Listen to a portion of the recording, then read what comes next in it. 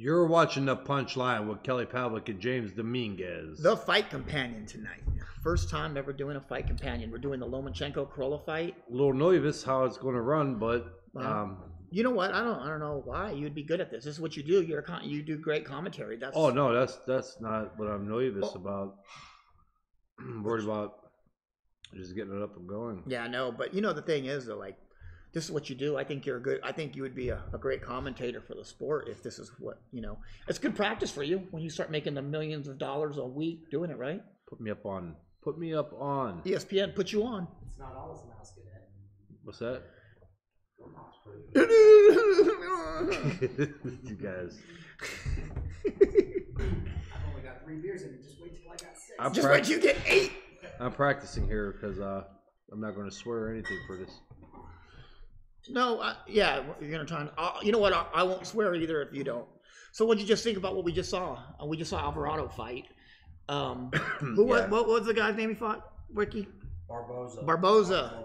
Yeah, Barboza. You know, when he came in the ring, I kind of thought that was pretty much. We both knew this was the end for Alvarado. Yeah. Yeah. So, what do you think? It's time for him to move on into the sunset, or? I think so. I think he should have actually a couple fights ago. Yeah. But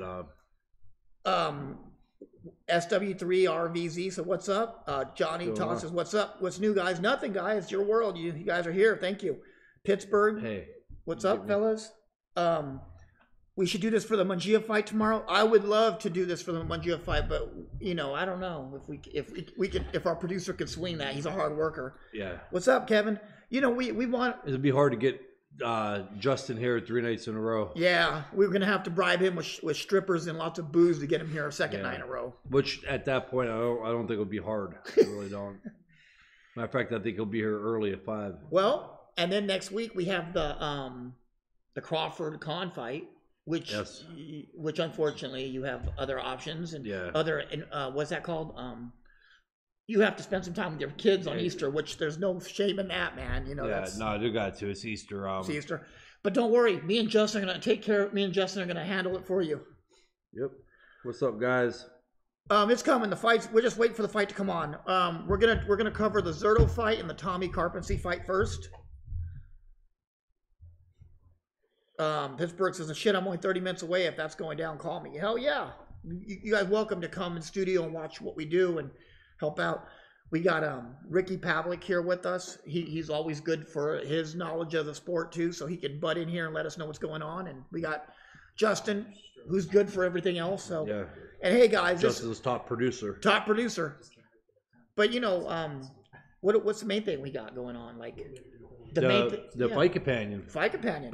You're right. But I was gonna tell people, this is your guys' opportunity to commentate on the fight tonight. What's going on? Yeah, and how listen, you see the fight? You guys got to be patient.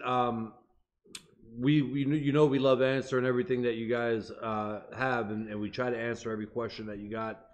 But we are going to be watching the fight and commentating, and I'm sure somewhere along the line we'll be able to bounce, especially between rounds, and answer the questions as many as we can. Yes. So just keep firing them, or you can even tell us how you feel the fight's going, or who you got winning. Yeah. And we'll try to reply back to as many as we can. Yes, hey guys, score this fight. We want to see your guys' scorecards. I'm scoring the fight myself too, so go ahead and score your cards. I want to see how they go with Lomachenko. Yeah. I don't think I'd really be surprised if the fight went to the scorecards, but let's see how you do. Ryan and DCast, they're really excited that we're finally doing a fight companion. Yeah, I am. Word of the day, you said Ricky. Yeah, Ricky Pavlik, that's my brother. Yep. He is funny looking too. Big Ricky, a big Rickster. He had a good amateur career too. Ricky did. Ricky was a hell of a fighter. He beat somebody we knew. He beat his ass. No, joking. And then Deep MMA said, "Nice, I'm in Pittsburgh too." Hey, Pittsburgh's deep tonight in the house, man. Yeah, but hey, watch the fight with us. I know most people, they bitch and complain about how they hate the commentary, the one-sided commentary, but you're not going to get that. We're all going to commentate on this, and we can be unbiased. And again, with that being said, you guys could throw your stuff in. I'm sure hopefully everybody on the comment section can, co-mingle with each other and answer each other's questions, or everybody can read each other's opinions. Yeah. And that's what this is all for. This is for you guys. to enjoy it and have your say in it and have it be heard. Donovan, he's always on here. Great questions from Donovan. Any thoughts on Shields versus Hammer? I'll be making a trip to AC. You know, I love the fight. I think it's good for women fighters to have it. I think I'm going to go with Clarissa Shields in the fight. I like them both, but I think I'll go with Clarissa Shields. What do you think, Kelly? Yeah, that's what I'm going with. Hammer's good, and unfortunately, if Shields wasn't in there, I think she would keep winning. But with Shields being there in front of her, I think Shields is going to take that. And then again, you never know too. She could pull the upset. So. Yeah, of course. And what do you think about Ramirez at 175? SW3 RVZ wants to know, Kelly. What do you think about Ramirez? Ooh, the one that fought Zerto. What do you think about Zerto? Oh, I'm thinking of another one. That wasn't. No, Ramirez. Zerto. What do you think about Zerto Ramirez? Zerto, I don't know. I don't think. I think when he fights somebody and he steps up, that he's going to get beat. I think he's tough. He's in shape. He comes to fight. But when he steps up against a good fighter or a top 175, I think it's a bad night. Yeah. Johnny said, I'm not watching. I'm going old school, listen to commentary only. Nothing wrong with that. Like put in the old radio. Yeah, right. Word of the day says, what do you think about Tank versus Gamboa? Oh, Tank. I think Gamboa might have seen better days. I think right now Tank might be the best 130-pounder in the world. 5 years ago, 4 years ago, been a better exciting fight. I'd be excited to see more so how Tank does against a tough Gamboa, but now I don't think that fight's really worth it. Or right. The Tank goes in and destroys him. Unfortunately, that's not going to do anything for Tank Davis. No. Jessica says, hi, champ. You're the best. My beautiful legend of all-time boxing. Love your comments on boxing. I'm so happy to be here. Oh, thank you, Jessica. I replied back to your thing, too. Earlier. I did, too. I replied back to her because I thought that was nice. We really appreciate it. She ain't talking about me. She's talking about you, Kelly. Well, thank you. I truly appreciate it. Pittsburgh said, is the main event next? I just finished watching. No, you got Zerto and Tommy Karpency first, and then you're going to have Lomachenko and Crolla. What do you think about this Lomachenko and Crolla thing? How do you? I mean, what do you think? I'm not a big fan of it. Listen, everybody knows my opinion on Lomachenko with his skill level. Yes. But as I said before too, it wasn't the pressure that got me to move him out of the #1 spot. Unfortunately, he just is not fighting the top guys and good opponents that he should be fighting, and it's not his fault either. But so I have to move him out of the #1 or #2 pound for pound right now. I have to because of that. It's mandatory though. Yeah. Crolla's world was Bob Arum didn't seem too happy about it. I seen the interview with Bob Arum. Yeah. He was kind of pissed off about it. Yeah. So, there's other things out there that I think they could have went another route, but has there ever been a top Mexican light heavyweight before? Remember Gonzalez? Remember him? Remember Gonzalez in the 90s or early 2000s? He fought Roy Jones. You remember him? Oh, yeah. He was a top light heavyweight. Yeah, there was one, Donovan. Julio Gonzalez. Unfortunately, he got murdered, I think, in Mexico. You remember Julio Gonzalez? Light heavy. Julio Gonzalez, light heavyweight. He's 175. No, that's Jorge Gonzalez. Oh. There was Julio from Mexico. No, I don't remember. 175. Hey, Deep MMA says, are you guys doing this for Crawford and Khan next week? I don't think so. We're going to be at that fight next week. So, guys, get more active on Instagram, please. I try, but I guess I'm getting kind of old, Grim. That Instagram, I go on there once in a while. I put stuff in and or post things on there, and that's about it. So I've been posting a lot of fuckery on there lately. Yeah. On Instagram, but yeah, we do need to get more active on Instagram and Twitter and things like that. I think that's a whole nother audience that we're not even touching because we're still stuck in Facebook. Well, they still gotta watch you, but they gotta watch it. Oh yeah. You guys, you're still gonna have to be able to watch it here. You can't watch anything like this on Instagram, can you? Yes, you can Snappy chatty. Stream video on Instagram, but there's no liquidity. Yeah, that's.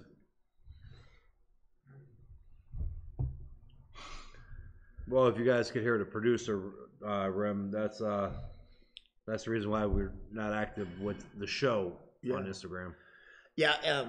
Hey, so something why we're going on, something from the MMA world going on. What do you think about testing positive? Help me out here. Our boy, he tested positive the other day. Got 2-year banned. TJ Dillashaw. TJ Dillashaw tested positive, got a 2-year ban. Instagram is. You didn't hear about that? No, I didn't He follow tested higher, the highest amount in history of the sport. Brutal, I guess. Brutal. Like, And they went back 2 fights, and he tested positive from the other 2 too. yeah.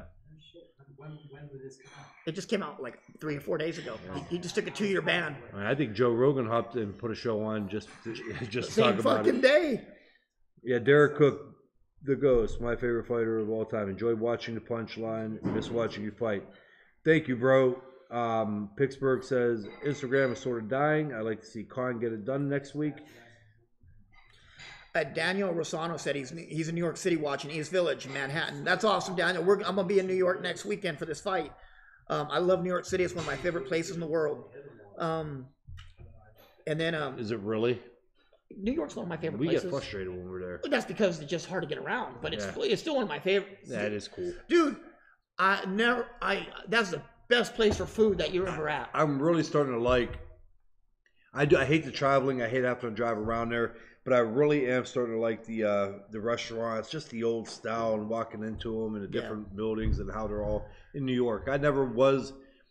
Usually when I was out there, it was always business, and for a long time. And I know that I've been going to New York a lot recently, but now I'm like kind of really starting to appreciate. Yeah. I'm still not a fan of the traveling or how long it takes to do shit. Yeah. But now I'm kind of like enjoying the buildings, like the old style buildings, and even the hotels that you could tell were never designed to be a hotel. It was just like they took apart office buildings and just turned them into hotels. Kind of neat. Well, they have Yeah. Deep MMA says I have TJ's whole apology on my page. You know the thing is, we're close with one of TJ's stand-up trainers. He fucked up. There's nothing to apologize for. He did. You know the rules. Yeah, Hey, his reputation. not was, not everybody can be John Jones and get away with that shit. You know what I mean? But Jones is the best. I don't care. Drugs are not. dude, John Jones. The drugs that Jones got busted for weren't even fucking performance enhancement drugs. So Yeah, they were. They helped. They help with conditioning. But no, They helped. but the thing is this. I mean, you can use creatine and be performance enhancing. It just depends how it's used. But I like TJ personally as a person. And, you know, we have a family and a good friend that trains him, that helps with it. And that's what makes it hard. And he's been on the show, and he's such a personable guy. But I can't excuse that. I think performance enhancing drugs is just, I don't know. It takes, I think it just takes away from the guys that are fucking clean, like Cody Garbrandt and stuff, who was clean, who's a dickhead, but he's clean. You know what I mean? Deep MMA and boxing. Any predictions for Crawford Khan? Go ahead. I think it's going to be an interesting fight. I truly do. And I think it's really going to be interesting if Crawford don't knock Khan out. I just really, even now, I know Khan's a little older. I just really have a hard time seeing anybody really outboxing him. Mm-hmm. But again, as I said last Sunday on the show, if anybody's going to be able to do it, it's going to be Crawford. It's down. Because his ring IQ and everything. So it probably will go live at 11, won't it? That's what time it said. Yeah. So that 10 o'clock must be. Kevin said Dan Rafael said he wasn't impressed with Vesputin. Let me tell you something. Dan Rafael is a fellow media member, but he says a lot of shit I don't understand. I don't know what Kelly thinks, but he says a lot of weird shit sometimes. Vesputin's a good fighter. I have nothing negative to say about him.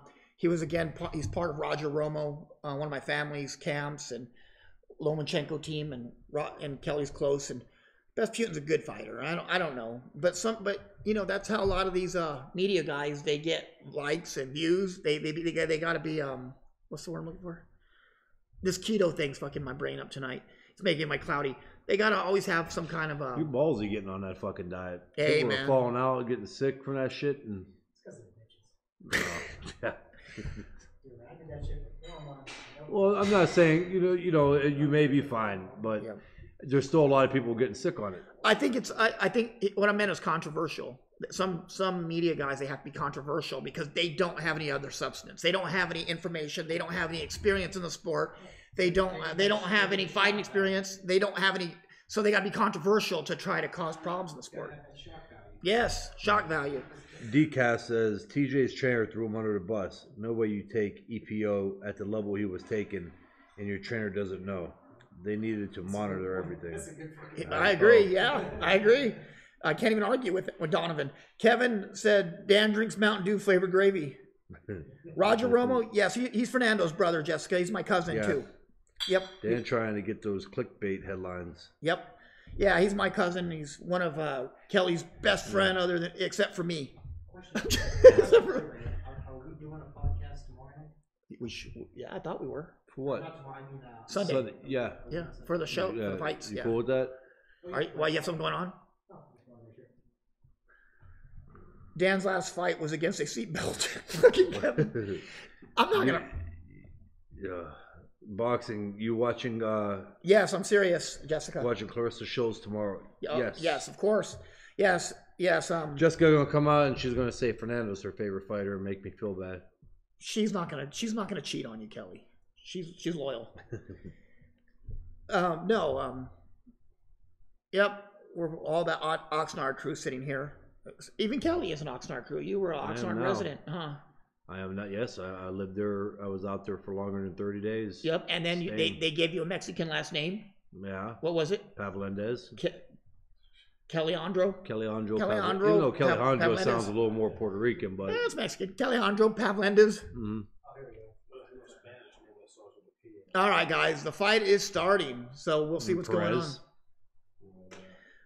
But yeah, Paez. With Karpency, with Tommy Karpency, and dude, I loved Jorge Paez, man. I did. You know what? He was never great. He was just good. He was entertaining. He was solid. You know what I mean? But with Karpency and what do you see with Karpency and Zurdo tonight, Kelly? What do you see? What do you see happening? I don't know. I think Zurdo stands a chance in it. Zurdo or Karpency? Tommy stands a chance. No, I think Zurdo stands a chance. Well, I mean, I think he's gonna. I don't know. It could be a good fight. I don't know much on Karpency's a good fighter. Yeah, I don't know much on him. So we're gonna see what happens, especially. I'm sure Kelly could answer this better than I could. I'd like to hear your guys' thoughts on bare knuckle boxing. It's gotten a lot of press lately. Do you think it's safe? Do you respect it? I mean, I want to respect it. It's combat. And, of course, being a boxer, you know, I'm into combat. I'm not a big fan of it. I just think it's a desperation to try to grab a different group of people. Revive a career. Yeah, I don't get it. Jessica said, no, it's between you and Canelo, or my Gallos. Thank you. Yeah. And Ryan says he's attending Quillen and Truax tomorrow. You know what? I'm going to take Truax over Peter Quillen. I've never been impressed with Peter Quillen. Been another one that's been fighting for a while. What channel is that? It's Showtime, right? It's on the undercard of Shields and Hammer. Paez versus Dorsey. Yeah, it was, but that was a good fight. But I think I like Paez and Gennaro Hernandez. Donovan, if you ever want to see a good fight, watch Gennaro Hernandez in his prime and watch Jorge Paez in his prime. Troy Dorsey was a good fighter, but he was not much more than a 500 level fighter. You know what I mean? Keep thinking of a football player. Troy Dorsey, yeah. Ken Dorsey. Yeah. What about Jorge Paez and Gennaro Hernandez, or even Angel Manfredi and Paez? That was a fucking good fight. I remember the Manfredi one. BKB, for those who think MMA is too soft and not bloody enough. That's true, Kevin. Did you see the clip of promoter Bare Knuckles saying he took away a guy's pay for not fighting hard enough? You can do that. I think a promoter is able to do that anytime. I mean, and in contract, if it's stated in the contract, they can do it. Yeah. Then they used to say in the contract, you say fighting. What was it called? Conduct on becoming a champion or conduct on becoming a fighter. They would call it in the contract, and they could withhold your purse. Yeah, if they don't feel that you're fighting. If you're fighting, or if you took a fall or anything. Well, I know Don King and Bob Arum used to do it.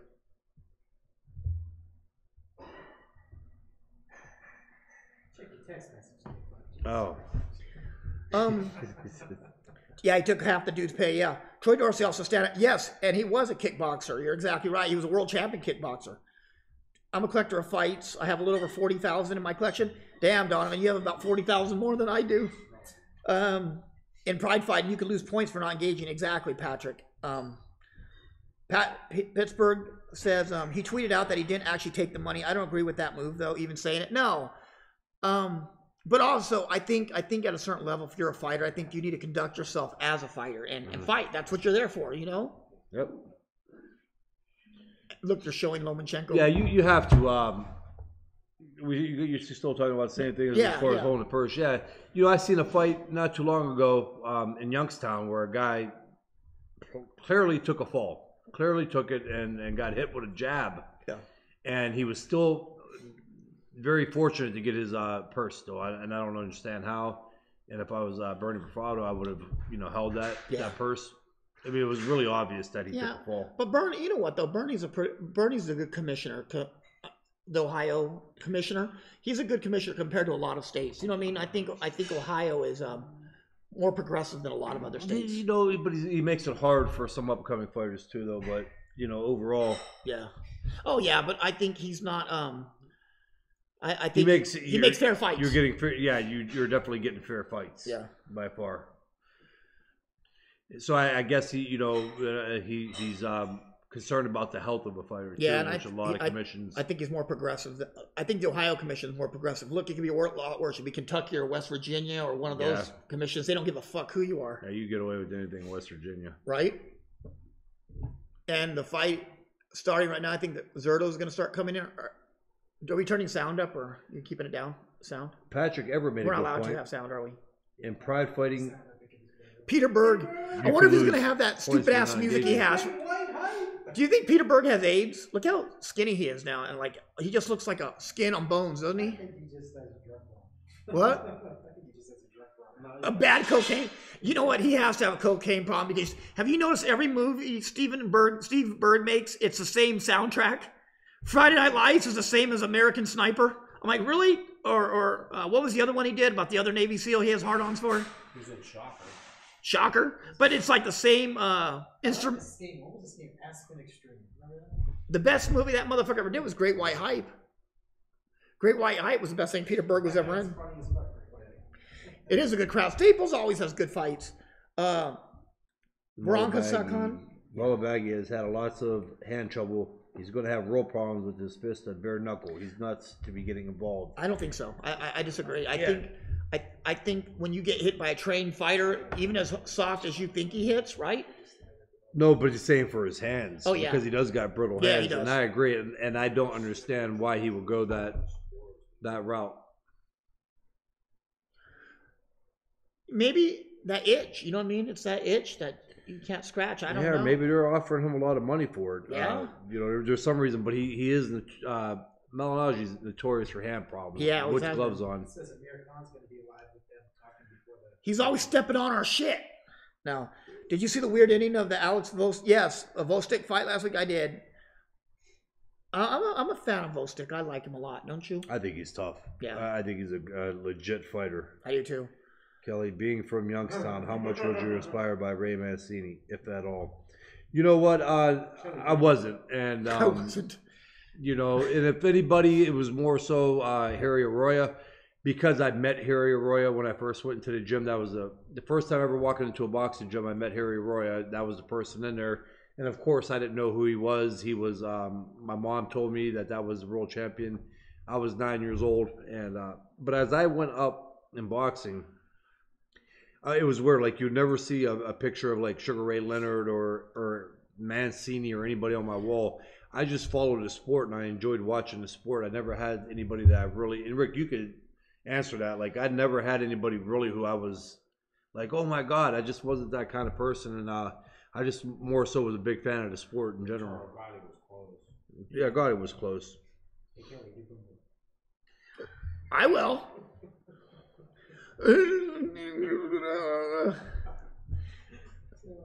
Hey, let's praise the fight companion for letting us have Mark Krug on mute for the entire night.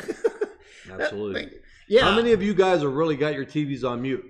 I guarantee. Or are you going to have it on mute when the fight starts? No, they're going to mute us when that shit starts. Come Probably, on yeah. They're going to put us. Yeah.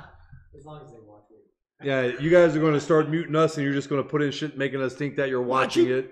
Yeah. Hey, but you know what? If you do that, that's great. We don't care. We appreciate it. Hey, and make sure you guys score the fight. Let us know your scores so I have somebody to argue with. What poster was on your wall? Me? New Kids on the Block. Rick Springfield. Yeah. I had Rick Springfield on my wall. No, I see. I had two older brothers. Ricky had shit like Metallica and Rick Springfield fucked my high school girlfriend. Iron Maiden. Did he really? No. After the fact, it was years later. He was old as hell when he did it, huh? Yeah, he was fucking old. She was good.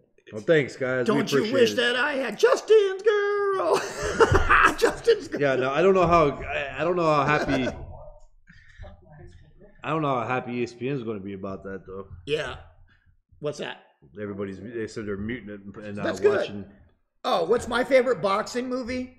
Honestly, Ryan, it's Raging Bull. Raging Bull is my favorite boxing movie ever. There was a couple good ones that were kind of low budget. Gladiator with was good. Yeah, Split Decision was good. Yeah. The Champ. What about Play It to the Bone? That was a good one. That was a good one too.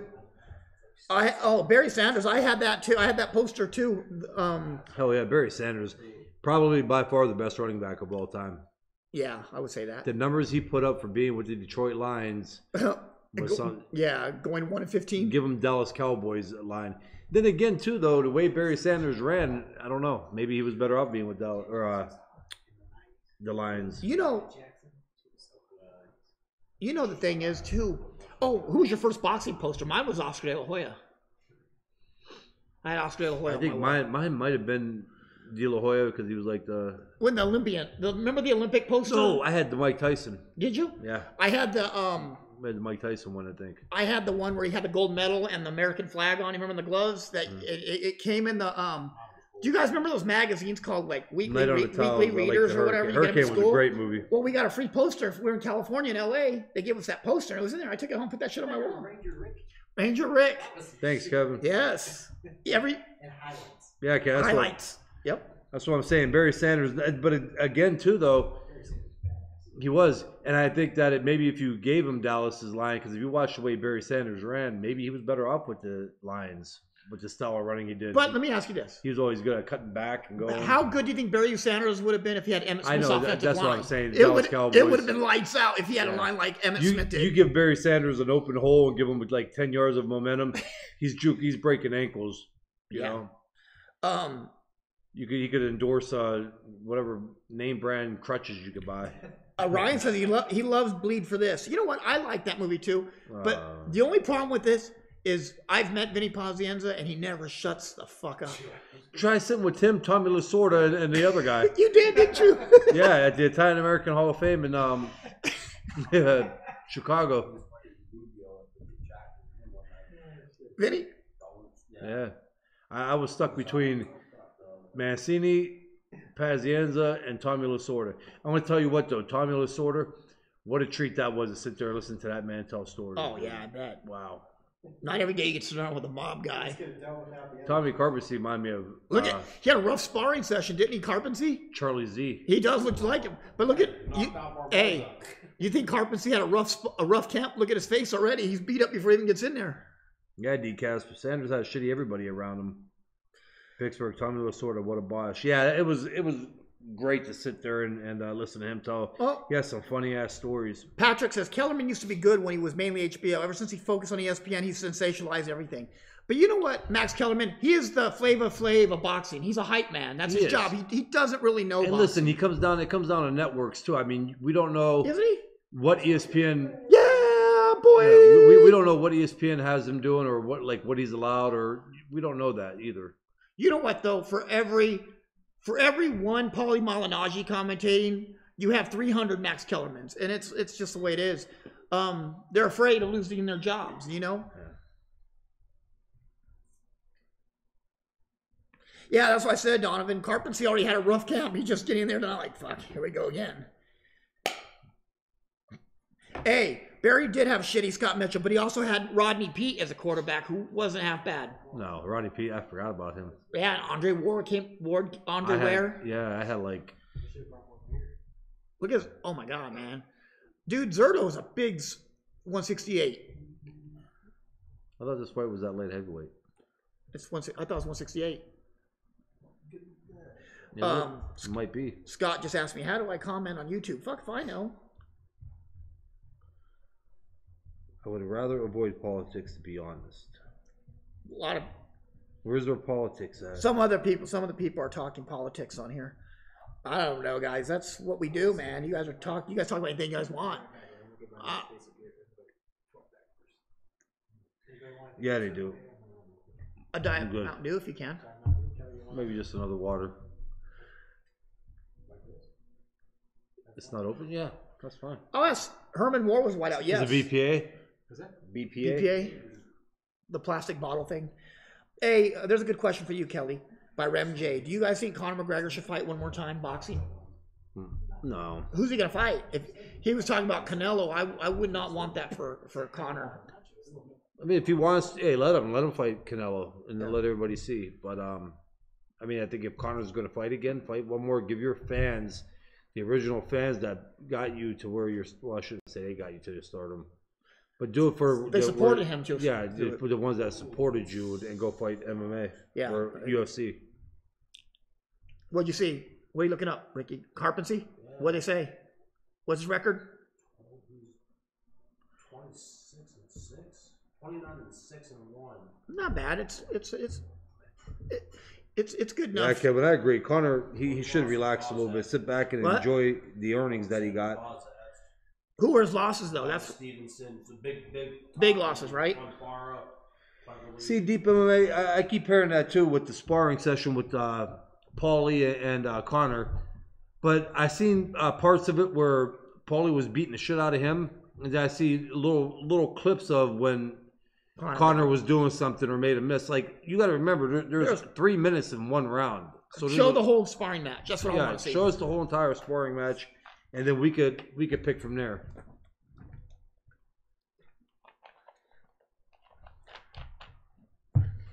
Patrick says, I used to agree with his breakdown of fighters. Now I hardly agree with him other than him picking Bud as pound for pound. Kelly used to embarrass Lampley. You know what? I agree with you, Patrick. I have Bud #1 myself. I think, where are you at, Kelly, on that? On your pound for pound list? Right now? Yeah. Who do you have your #1 as? Oh, man. I as of right now, I got to go either Crawford or... Spence? No. Or Lomachenko? Canelo, yeah. But, I mean, that's tight with Spence and Canelo. Yep. But I have Crawford #1 just going over... I think Canelo making a statement with Jacobs will put him in the #1 spot, though. Yeah. Again, that's why I'm saying Loma kind of took a back seat to them guys. I mean, I don't even know where I may have them 4, 5. I don't know. at least 3 at the lowest, if that. But I have a hard time putting them there because I would have Crawford, Spence, and Canelo. Yeah. So either or, they're taking 1, 2, 2, 1. You know what I mean? I don't know. I still have Crawford and Canelo 1 and 2, and maybe Lomachenko 3.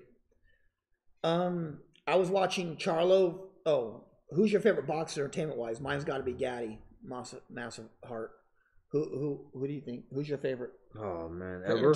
Entertainment value. Oh, entertainment. Oh, it would have been somebody like Gotti, Brandon Rios. Yeah. I like watching the way Crawford fights. I love Lomachenko, the way he fights for entertainment. I know it sounds boring because these guys are not big knockout punchers, but you watch like Crawford pick apart people, or you watch like Lomachenko pick people apart. Yeah, that's to me that's entertainment. I was watching Charlo versus Korbrov today. How about Korbrov fighting Triple G for his comeback fight? Korbrov deserves a decent payday and performance against Charlo. I think Triple G may be a little too much for Matt Korbrov, to be honest with you. Yeah. Charlo's one thing, Triple G's another. Even getting old, Triple G's still better than the majority of the people, middleweights out there. What do you think, Kelly? And he definitely changed the fight too with one punch. Dolph says Usyk is pound for pound. Oh, absolutely. And I have him no farther than 5 right now. Usyk 4 or 5, and I mean, you can't argue that. There's no way I could argue that. I love Atlas. Patrick loves Atlas. You know what? I'm not high on Teddy Atlas like a lot of people is. I think Paulie Malignaggi, and I also like Atlas says too many. I like Atlas, and he knows the sport. Don't get me wrong, but he says too many things for being a guy who never got in the ring professionally. He has a lot of opinions, doesn't he? Yeah, on certain things that he says. So that's where I look at it. You know, Kelly. Here's my thing, and I made this point the other day. I said, you can be a great trainer and never fight. You can. There's few there. 2 amateur fights, 1-1. But my thing is this. What happens when it comes down to your fighter how do you know if you've never been in the ring and you've never been hurt and you've never had to overcome adversity? How can you see those things that your fighter's hurt?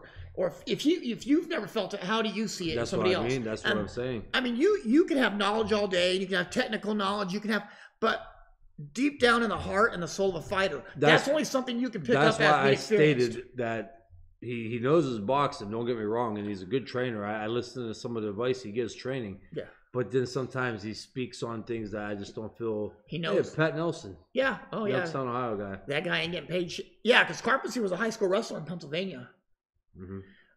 No, he ain't getting a payday then. Pat Nelson's doing. Oh, yeah. For entertainment, absolutely. Emmanuel Augustus. TCAS, Atlas gets repetitive. Pittsburgh, Atlas has a lot of passion. That's a big reason he's been so successful. And he does. And that's what I'm saying. Like, I'm not knocking Atlas. If I was a manager or a promoter and I had to pick, there was a handful of trainers out there, he would be one of the guys that I would have my fighter go with. I mean, he has that. But I'm talking about when he gets, for instance, when he gets on the Rogan show or certain things that he says about a fighter. Challenges their manhood. Why does Zerda look like a 1973 basketball player with those trunks on? He does. Doesn't he? He looks like he was playing for the Celtics in 1975. Yeah, I've listened to him on Joe Rogan. Kevin Kennedy, this is that light heavyweight. Listen to Kelly on Joe Rogan too. That was a good. I listened to that episode again last night. You know that? I thought it was good. It was a good episode. Dream match: Canelo versus Pavlik. You know the thing I thought about is Canelo is just too small. I mean, I'm not just saying because Kelly's sitting here, but Kelly's 6'2" and threw over 80 punches per round. That's scary. Thanks, Patrick. Yeah, Ryan Kellerman knows boxing. I just wish I wouldn't have to turn down the volume on my TV every time. Yeah, and people do that. Listen, I play that fight night still here and there because my buddy Lonnie Atkins likes challenging me in it, and my woman likes to have me turn it down because you can't take Atlas on the game. But Kellerman, I like Kellerman personally. I mean, I think he does a good job. I think he's really good for the sport. I mean, I know that you guys may not like him, but think about it. He got you involved in the fight. He did his job. It's kind of like when you get a villain in a movie. You hate that character that guy plays, and the role that he plays. You hate that character because the guy did a hell of a job making you hate that character, and that was his job for it. Patrick said Atlas was an amateur fighter. He absolutely was. He had 2 amateur fights. He was 1-1. He was an amateur fighter. Yes. Pat Nelson is a manager from Youngstown. Yeah, Kevin. What? Why? He just never. Atlas came in carrying a bucket for a fucking spit bucket for Customato. That's what he did, you know. And he apprenticed under Customato. So there's nothing wrong with that. He apprenticed under a great fighter, but he just never. Hey Patrick, Atlas was an amateur. He had 2 fights. He was 1-1. Yep. From what the internet says. From the internet, yeah. But Damon knows he grew up in that camp too. You know, so. Charlie Z had only 1 fight more than Teddy. 1 fight less than Teddy Atlas. Remember he knocked out Barboza too. He did. He knocked the fuck out of Barboza. So look, guys, we got this fight starting right now at Karpency, and let's see what happens here. I'll get you guys as Morgantown. That's not too far away, is it? Not at all. I mean, that's an hour. Yeah, 29-6. That's a steady record. You know what I mean? It's not great. It keeps him out of working at a Red Lobster. You know what I mean? Mm-hmm. Patrick, he was tough on Tyson, but he holds a grudge and admits that. His passion comes from his father. Background. Hey, listen, Patrick, I agree. I mean, I know that goes deeper than what a lot of people know. And I think speaking on it, for me to say that he was wrong for what he may have said about the incident that happened, I won't talk on that. But I do know calling out Tyson's manhood after 30 years. And he said that, after a couple fights. And I'm not knocking Atlas on this. But Tyson, he wasn't the same. He went to these fights. The man got in the ring against top guys like a 6'5" Lennox Lewis and the Evander Holyfield and Buster Douglas and so on. and he fought 40 some pro fights. That to me is pretty ballsy, and it shows a lot more than a man who didn't. Well, my thing is this too. Teddy Atlas has I don't know, maybe Ricky will agree or disagree. I don't know. Ask Ricky. Teddy Atlas seems to have like a cookie cutter approach to every fighter. You know what I mean? He has the same thing. He tries to motivate them. He tries to motivate them in the ring, like, "Oh, get up! This is for your mother." Not every fighter overdoes it. Sits down in their stool. You know what might work for one fighter doesn't work for another. I know some fighters. If you would have, what would have happened if Kelly? Let me ask you, what would have happened if your trainer sat down in your stool and slapped you in the face? Jack hit me a couple of times to get my attention. Oh, really? Yeah, smack. Nothing bad. No, but I'm getting punched in the face. I hope that my trainer, Jack, who never had a pro fight, don't hurt me too bad in the corner after getting hit by Jermaine That's Taylor. all you need. But I'm just saying, like, yeah, that's my main thing. Is just this. It's you can't when you train fighters, everybody's different. Jack was a tough son of a bitch, though. Well, he was. He did driveways and shit. He was a cockstrong. And the fight starting, guys. So, Zurdo's opening up with that jab, like he always does. I think Zurdo has that quintessential Mexican style, you know? Yeah. Nothing spectacular. But he's not as fast as a lot of them. No, but he does rely on that left hook like him, doesn't he? Mm-hmm. He's there to be I don't like Karpency leaning past his knee with his chin, do you?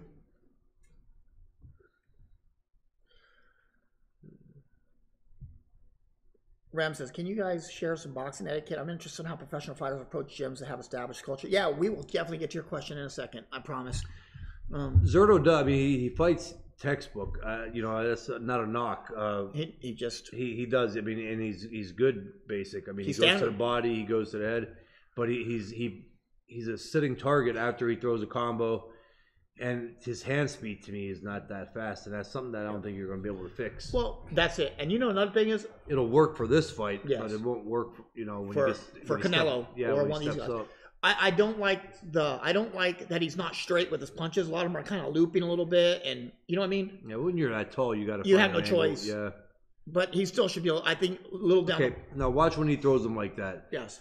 This Karpency, he bends down. Yes. Okay, so now what he's doing is last second, he's trying not to hurt his knuckles on the crown of the head. Yep. Or the top of the head. That's why he's trying to go up and under, right? Yeah, or he goes over the side and brings it.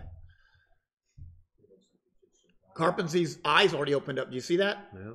And I think he already had that. He already had that tissue damage from sparring that black eye, so it didn't take long for that to open up. Oh, but you get caught. You just get caught. Clean. But in the same eye, and I think Zurdo was kind of going after that eye. Does it seem like he was? I just think Zurdo's hand speed is kind of slow. Is a bad thing for him. He won't be able to keep up with some of the upper echelon. Yeah. Something's hurt Tommy Karpency. Did you see him locking up his hands and kind of just scooting back? Probably the sparring session before this fight. Yeah, because I don't see this lasting that long, guys, to be honest with you. Yeah, Kevin, he already is targeting that eye. I think Tommy already has a cut on that eye. So another thing too, Zurdo don't have his respect at all. He's not worried about the power. No. Zurdo may actually carry this fight out a little bit. Just to get some rounds in? Yeah. It's his other eye. Yep, other eye's black too. Patrick said, how do you think Ramirez would do against Benavidez or Plant? No. I don't think so. I think both of them would be too much, especially Benavidez.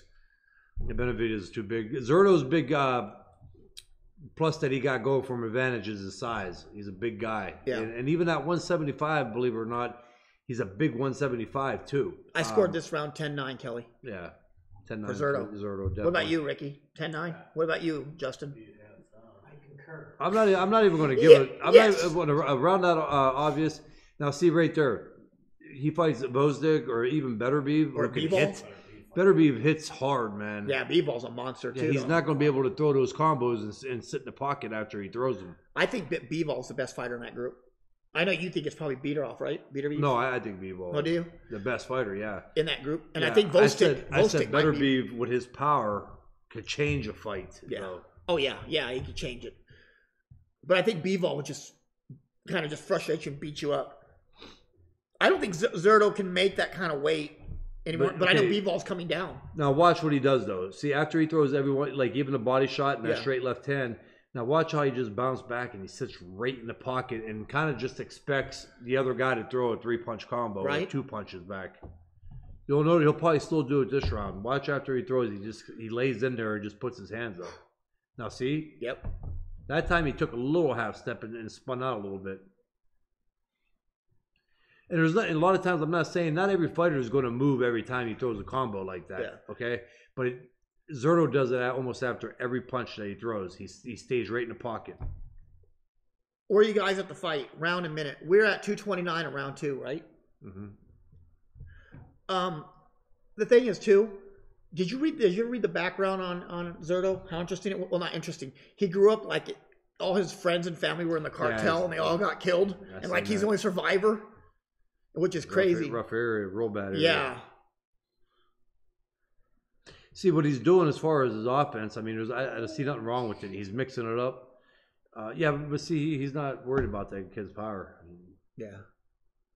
He's mixing up the punches and everything, but he's able to do that and get those punches off against lower competition. Yeah, Karpency.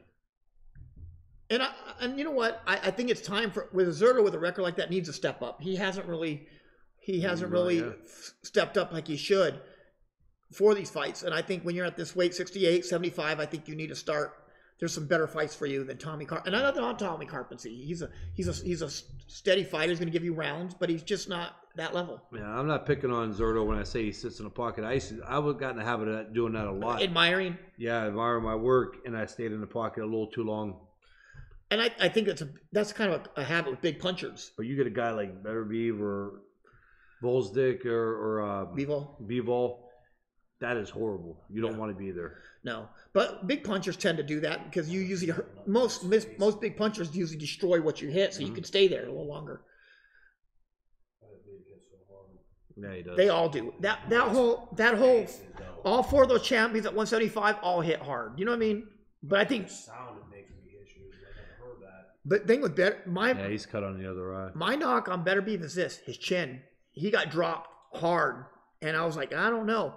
That might be a knock on Betterbeev himself, is he doesn't have the chin Bivol does. But he hits harder. You see, Zurdo could pick it up right here too, but I think he's having fun in there. Yeah, I think Zurdo's just trying to. I don't think Zurdo's going for this knockout. Karpency is no threat to him right now. No, he's not hurting him at all. But you play around, you never know. You could get caught in the chin, it can be lights out. But I think I don't see this fight going much longer than it's going. You know, DCAS says a couple more rounds and Tommy Karpency is going to resemble that big slab of meat Rocky was punching in the freezer. James Burrell, I guess to your comment, James Burrell put B-hop and put that winky emoji about staying in the Oh, yeah. Yeah. I ain't going to argue that. Hey, you can wink all day, but did you wink at that $3 million purse? Did you wink at that the next day? Well, he's right, though, but I did. But that was a different, again, I'm going back on that. Oh, I know, but I said... Different situation. I know, when people bring something like that up, I said, you winked at your $3 million purse that next morning when you woke up, though, didn't you? Good morning. Good morning, sunshine. Would you like a boat or a car? I didn't even know I was in the fucking pocket for that fight. Hey, you could be where you wanted that night. Look at this. Look at that adjustment. You see what he drew him in. Mm-hmm. He stopped and he feinted. He feinted with that. He feinted with that right hand, and then he threw a nice left, which was nice. I mean, it's showing. It is, but he did it 3 times in a row. He did, but he was falling for it though. Ramirez looks like he's fighting to his level of comp. I think he's over. He's fighting a lot better than him. He fights like this all the time. This is Ramirez's style. Yeah, and I think Ramirez is just trying to get rounds in him right now. I think they're trying to get rounds out of him. Look at 16 body shots to 1. That's not a bad number for 3 rounds. Yeah, but I don't see Ramirez doing anything different than he does in every fight. I haven't seen anything better, or I haven't seen that's what I said. Worse. We said that last week's show that Zurdo's kind of hit a plateau.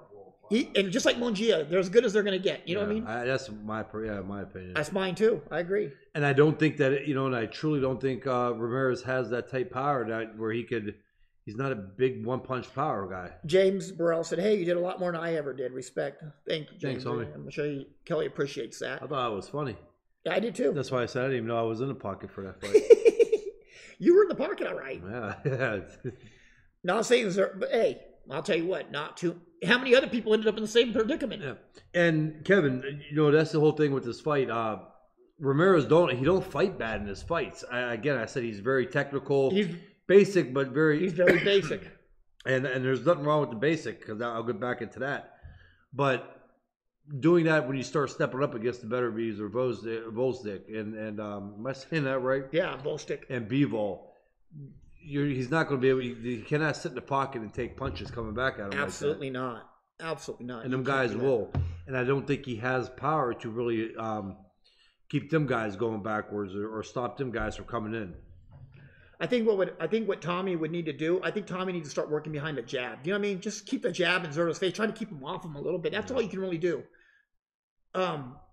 He's throwing these single jabs and backing up. Listen, people have to be honest in a situation like this. Of course, but that's the advice I'd want to give Tommy. Just keep the jab in his face right now. Just try to get some distance. He's trying. There's nothing to reach. He's just getting hit. He's getting beat up. He's way overmatched. True, but that single jab and him dropping his hands on that return is not helping. Because if I see it, Zurdo sees it. It's a Pat Nelson fighter.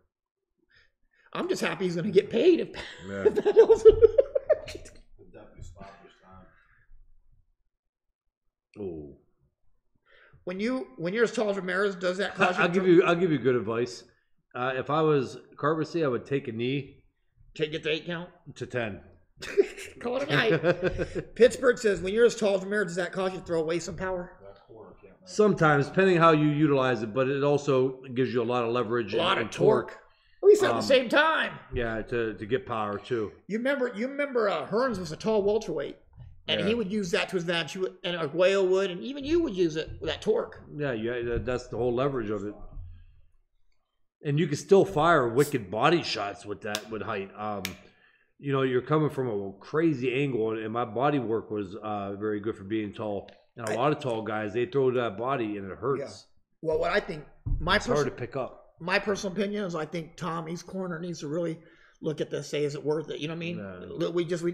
We did the best. We'll call it a night and live to fight another day, maybe is what they need to do tonight. That's all I'm just saying. It's stoppage time. Yeah, James, stay in the pocket what Miranda did, because Miranda was the type guy that you did not want to back up on or try to box, because Miranda threw punches from crazy angles and could catch you. Yeah. Miranda was a guy, when he was going backwards, as anybody, when you're going back, it's hard to plant that back foot and get the power, generate power off of it. So our game plan was to stay in the pocket and push him back. And you were bigger, you were taller. Yeah. Yeah, and you knew from Miranda's other fights he couldn't fight going backwards, though, right? That was your game plan going in. Josh Patton says, good show, guys, but I still want to see James wear a fedora, press hat, and call a fight in a rapid 1940s radio. Josh, I told you I don't know how to do that, homie. You need to do that. I don't know how to talk like the New York 1940s guy with the press hat. Yeah, Shane. Yeah. And he takes a left to the right. Yeah. And I don't know if he's going to get out of this one, boys. Yeah, I think he needs to make a move to the right, Shane. And put press on there, that little slip. Oh, you do? Yeah, I'm here with yeah, I'm here with Loma. Hey, are we gonna wear the fedoras there next week in New York? Sure. You want to do it, and we'll wear the fedoras with Preston there? Pittsburgh, I don't know what the odds were for my fight with him. We'll never get invited back after us. Replay technology to adjust scoring, positive, negative, to make the sport more. Would you gentlemen support this technology in boxing? Why or why not? I like it. Replay technology. I think so. I think for certain knockdowns, I think it's important. If it was a slip or not, a punch after the bell. But for counts, no, you can't do it for a count, because it comes down to the... Hey, Ricky, how's that dick taste? You're eating a dick. To the referee. That's Lost Boys, remember? You're eating maggots.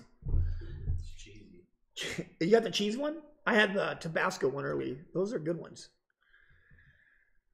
I know, I like I like the idea of instant replay. I think a lot of boxing a lot of bad decisions have happened because of not seeing things. Now, see, Ramirez, he's getting a little fancier now, a little cute too. He's trying to finish the fight. Yeah, but he can get away with that right now. Yeah, he's not going to get away with that with Plant or Benavidez. No. But not much that he does. And listen, I like Ramirez. I think he's fun to watch. He trains hard. He comes ready for a fight. He's in shape. I agree. I think maybe we should stop beating up on him. We're not really beating up on him. You're just this is what this is what being non-biased means, right? Yeah. You're not going to sit there and talk about him being the greatest. I'm going to try to talk about this fight though. Yeah, it's not talking about him being the greatest light heavyweights ever walked because he's top ranked fighter, right? Yeah. Unbiased means the good and the bad and the indifferent comes out. I like the work he's doing.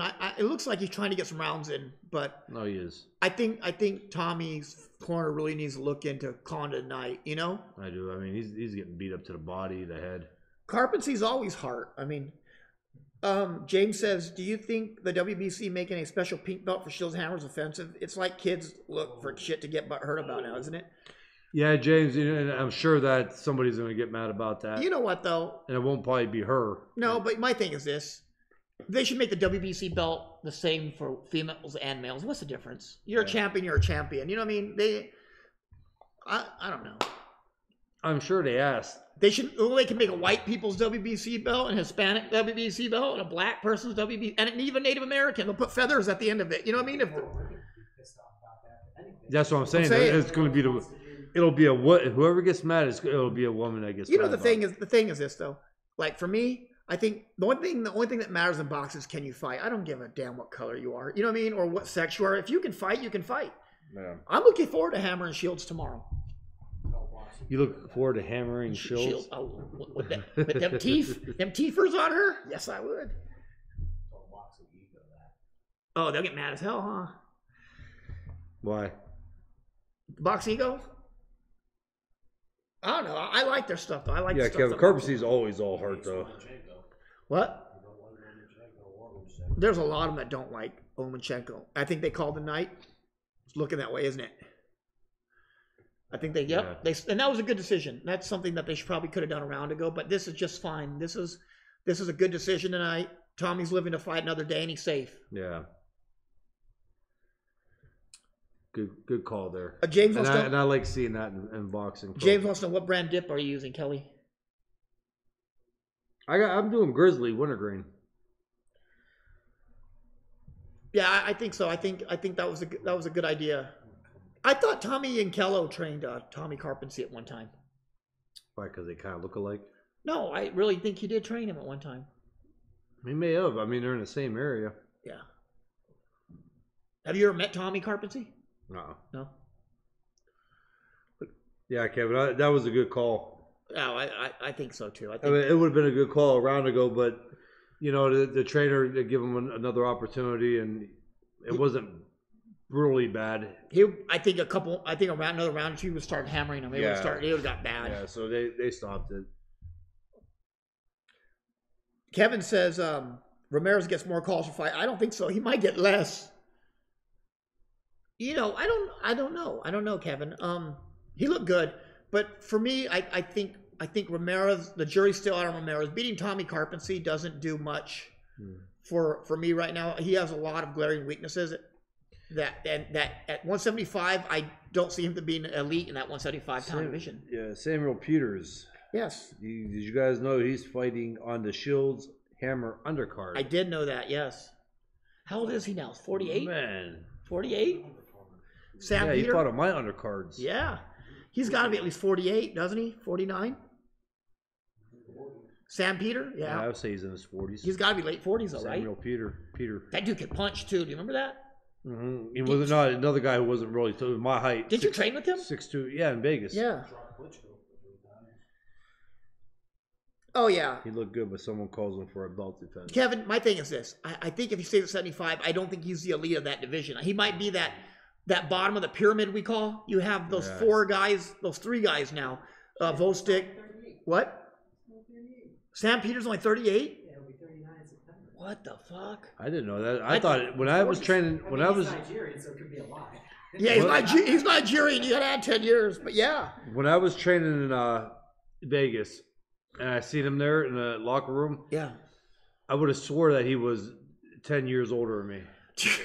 You remember at the so you're saying he's only a year older than me? Yeah. Do you remember at Lomachenko fight? Do you remember when Ortiz, when they said Ortiz was 38 years old? I about spit out my fucking hot dog, man. I was like, are you fucking? I said, you mean 48? 38 my ass. Tommy's a cool dude. Kevin. Definitely. He trains a few guys at my gym. Tommy is a cool dude. I go back. You talking about Ankello, right? No, Karpency. Oh, Karpency. Okay. Yeah, Tommy Ankello's cool. I remember when I was working when I was sparring with Spadafora back in the day that Tommy was his trainer. Tommy was cool. Patrick said Peters looked 38 when he fought Klitschko. He might be 38 Cuban years. That makes him about 58. That Cuban birth certificate. Don't Dominicans have the same birth certificate for baseball? Those fucking little league baseball players from Dominican Republic drive a minivan up with their kids. Yeah, don't they? did. They brought the team there. 11-year-old gets out. He's smoking cigarettes with a beard and a mustache. The other Cubans shooting somebody. Russian auto injector. Russian auto injector. Russian vitamins. Doesn't he look like he just got robbed outside? Night on the Tile says 38, no chance. Yeah, he is. Doesn't he look like he just got robbed outside of a Dairy Queen? James Burrell said he might be 38 in Cuban years. Yeah. I think birth certificates in some countries are flexible. I agree, Daniel. I think so too. They're flexible on dates. They're flexible on years. Flexible on years. Like on decades. Yeah, they're flexible on decades. Fucking Kelly, did you know if you were in the Dominican Republic, you'd be 16 right now? Yeah. Fuck it. Did you know I'd be 18? Maybe 15. Maybe 15. I'm gonna be 42 years old in May. Can you believe I'd only be 18 in the Dominican Republic? Ortiz is 100. I'd still be pitching. Deep MMA says. I would just right now. If I was in Cuba, I'd be qualifying for the Junior Olympics next year. Deep MMA says Ortiz is 107 years old. Hey Kelly, you know that? If I was in Cuba, I'd be going to the JO Nationals. Yeah. If I was in Cuba, I'd be going to the 4th grade. If you were in Cuba and you just start your amateur career, are you sure? Yeah. Are you sure you're only 13? Oh, see. My luck, I'd be that one that's right next to Miami. You know what though? I get caught. Don says, hope Zerda doesn't pull off and kiss Poncher. You know what? You should kiss Poncher because Christina Poncher is cool, isn't she? She is. She would let him do it, and she wouldn't bitch about it. Christina's cool. Who? They're all it's Mexican. He's from Mexico. Yeah, he can. He's not allowed to speak English. Not everybody can speak English. Damn it, Reggie. Yeah, they do. Eric Morales, Brera, Canelo speaks a little bit now. Morales don't double. No, but Brera speaks like a mofo, don't he? They do. Yeah, Zerdo's from Mexico. His family and his friends were all killed by the cartel. What's Spence math? Oh, remember that? I started boxing in 2001. That means I've been boxing for 25 years. I go, what the fuck are you talking about, Errol? That was fun. Hey, when you fight like Errol Spence, I don't care how you add up numbers. You know what I mean? Errol, if you say you started in 2005, and he ain't got to count that money either. I'm sure, hopefully he has a financial advisor counting it for him. But it's true. And somebody watching the financial advisor count it. If Errol started boxing in 2015, he's been boxing 25 years, and he boxes that good, and God bless him. Okay, it's 25 years if you want, Errol. Just don't hit me. Bruno says, Kelly, when are we going to see you back in a ring or maybe an octagon? An octagon? Whoa. Oh. I take that as a compliment. I'm a bad dude. My son challenged you this morning. You can fight him. Yeah. I'm going to fight. Does he do jiu-jitsu, your son? He's just sick.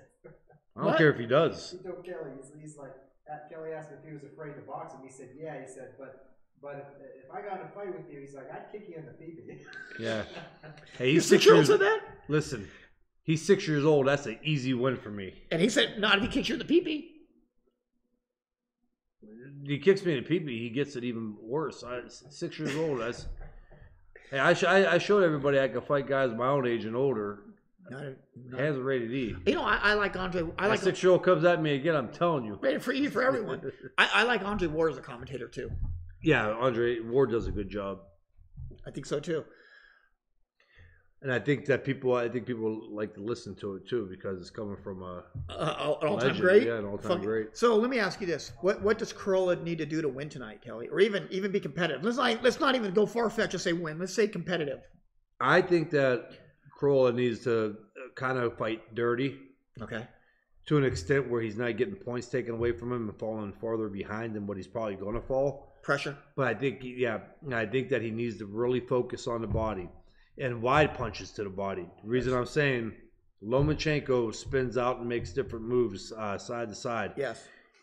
Yeah, and he ducks down and he bends a lot. So if you aim to the body, you may get lucky. Lomachenko may roll into a punch or duck down into a punch. Yeah. And even if you're not able to hit his ribs cleanly, you're hitting him in the shoulders. You're somewhat trying to slow him down, and that's better than trying to hit him in the head with every punch. Yeah. And it's better than trying to stand there and box with him. You kind of got to go balls to the wall and let it all out and fight kind of a little bit wild. What do you think about what does Lomachenko do to be dominant? Lomachenko to get that lofty status as a pound for pound great like he has been. Lomachenko just needs to do what he does, and he mixes it up. It's going to be hard to pick up on Lomachenko because in every fight he does something different. It's not. He's one of those hard guys to watch film on because he's not in the same spot. Right. He don't do the same move over and over. Yes. Lomachenko will move this way. He'll move that way. He don't go straight back. He's in like a spat of four. He moves around in a circle. And I think that, unfortunately, you're going to have to go in there and say, you know what, I'm going to take some shots, but I'm going to fire to the body. Almost every punch to the body. Yes. Lomachenko may move or duck into one. You may eventually wear him down. You got to rough up Lomachenko. James says, I've been trying to think of someone who could trouble Loma at lightweight, and all I could come up with is Duran. No, there's plenty of guys nowadays that give him trouble. I think Mikey Garcia would give him a fucking headache. And don't just because Mikey lost to Errol Spence at welterweight, that's welterweight. Lightweight, Mikey's a monster. Yeah. And I also think Gervonta Davis is a threat to him at lightweight. Mm-hmm. The only thing I think Gervonta Davis is another guy who's a little, I'm going to say basic. Because he's a 1-2 very fast fighter down the middle. And hits hard. Yeah, and he might be a little too much of a technician. Yeah. I'm sad to say it, but I think any technician is going to have a really hard time with Lomachenko. Yeah. Well, you know what? You kind of got to go balls to the wall and just like throw shit from different angles. Patrick said, I like Ward. Did you watch The Contender? How do you feel about winner facing Charlo? Hey, that's great. I think the Charlos have things they need to work on. They're worrying about who they're fighting after The Contender. The Charlos, they've let their mouth write checks at their asses and cashing at this point. Would you say Mexicans, Russians, Europeans, and American boxers had different style of boxing? Of course. Yeah, they Absolutely. do. And it's because it's location or region. History. Yeah, history. I mean, Mexicans, I believe, have thicker heads, skulls. I believe that's right. Dude. Okay, Darwin, what the fuck? I'm being serious. I think I read something on that. Chavez, no. That's all anybody's going to take away. It's going to be all over tomorrow. Kelly said that Mexicans are thick-headed motherfuckers. No, I know. No, they do. No, I read somewhere that Chavez did have a thicker skull than the majority. But Chavez did. That's why he didn't get hurt as much. But maybe. So you're saying, dude, the phone lines are gonna be ringing up right now. No, it's not in a bad way. Like I was saying, and then they had a smaller body frame. You know what? Tomorrow's gonna be Kelly Pavlik says Mexicans are all troglodytes. No, you gotta say that. It's a good thing you sit next to Mexican because if you weren't, that would be. I'm co-signing on it. Okay, yeah. I'm telling you, man. I know y'all. Well, did you explain to me why? James says, I know y'all love Mikey. That has nothing to do whether I love Mikey or not. We love Mikey. That has nothing to do with that. But if you're going to sit there and you're going to tell me because of a Spence fight, Mikey's not a great fighter, that makes no sense. But it has nothing to do whether how we feel about Mikey or how we don't feel. Mikey's a good fucking fighter, and a lightweight, he's a monster. Bro. No, but she's right. And it's history from where you're at. The Russians fight different. The Cubans, they all do. And sometimes you find that hybrid that can fight different places, you know? Ryan, Tifimo versus Loma. That's going to be one to see. I think that would, but I Ryan think, Garcia and Tifimo? No, Tifimo and Loma. Oh, yeah. I think Tifimo, I think he needs a little more time. Jessica, what's your opinion on Julio Cesar Chavez and Muhammad Ali? Who would you say was a better boxer and accomplished more in boxing? Ali. Ali had a nice story behind him too. Chavez, though, I mean, that's hard to say. Chavez, It was great. What a career, yeah. But overall, Muhammad Ali is definitely. But let me tell you one thing about Chavez that knock on Chavez is he was 78-0 and fighting guys that were 0-1. Do you know what I mean? That's a knock on your career when you're fighting a guy 0-1. You're 78-0. Yeah. But okay. He had 107 pro fights, right? Chavez. 33 of those guys could fight. Other than that, the other 70 or 80. Greg Haugen had a point, and I love Chavez, but let's be honest. 80 of these guys were not world beaters. He fought 30 guys, 34, maybe 35 guys in the U.S. that could fight. And but he was not. They were not world beaters. Even Greg Haugen wasn't a world beater. Mikey beats Linares, and Linares gave Loma trouble. Patrick, Linares really didn't give Loma trouble. I mean, he got caught. He got caught, and he went. And that was kind of the same with his last fight. He got hit 12 times in a fight. So, oh my God, he bad performance because he got hit 12 times. I'm telling you though, in boxing, it's hard to do a round table thing. Just because this guy beat somebody does not mean this guy's going to beat somebody. That's not how that works.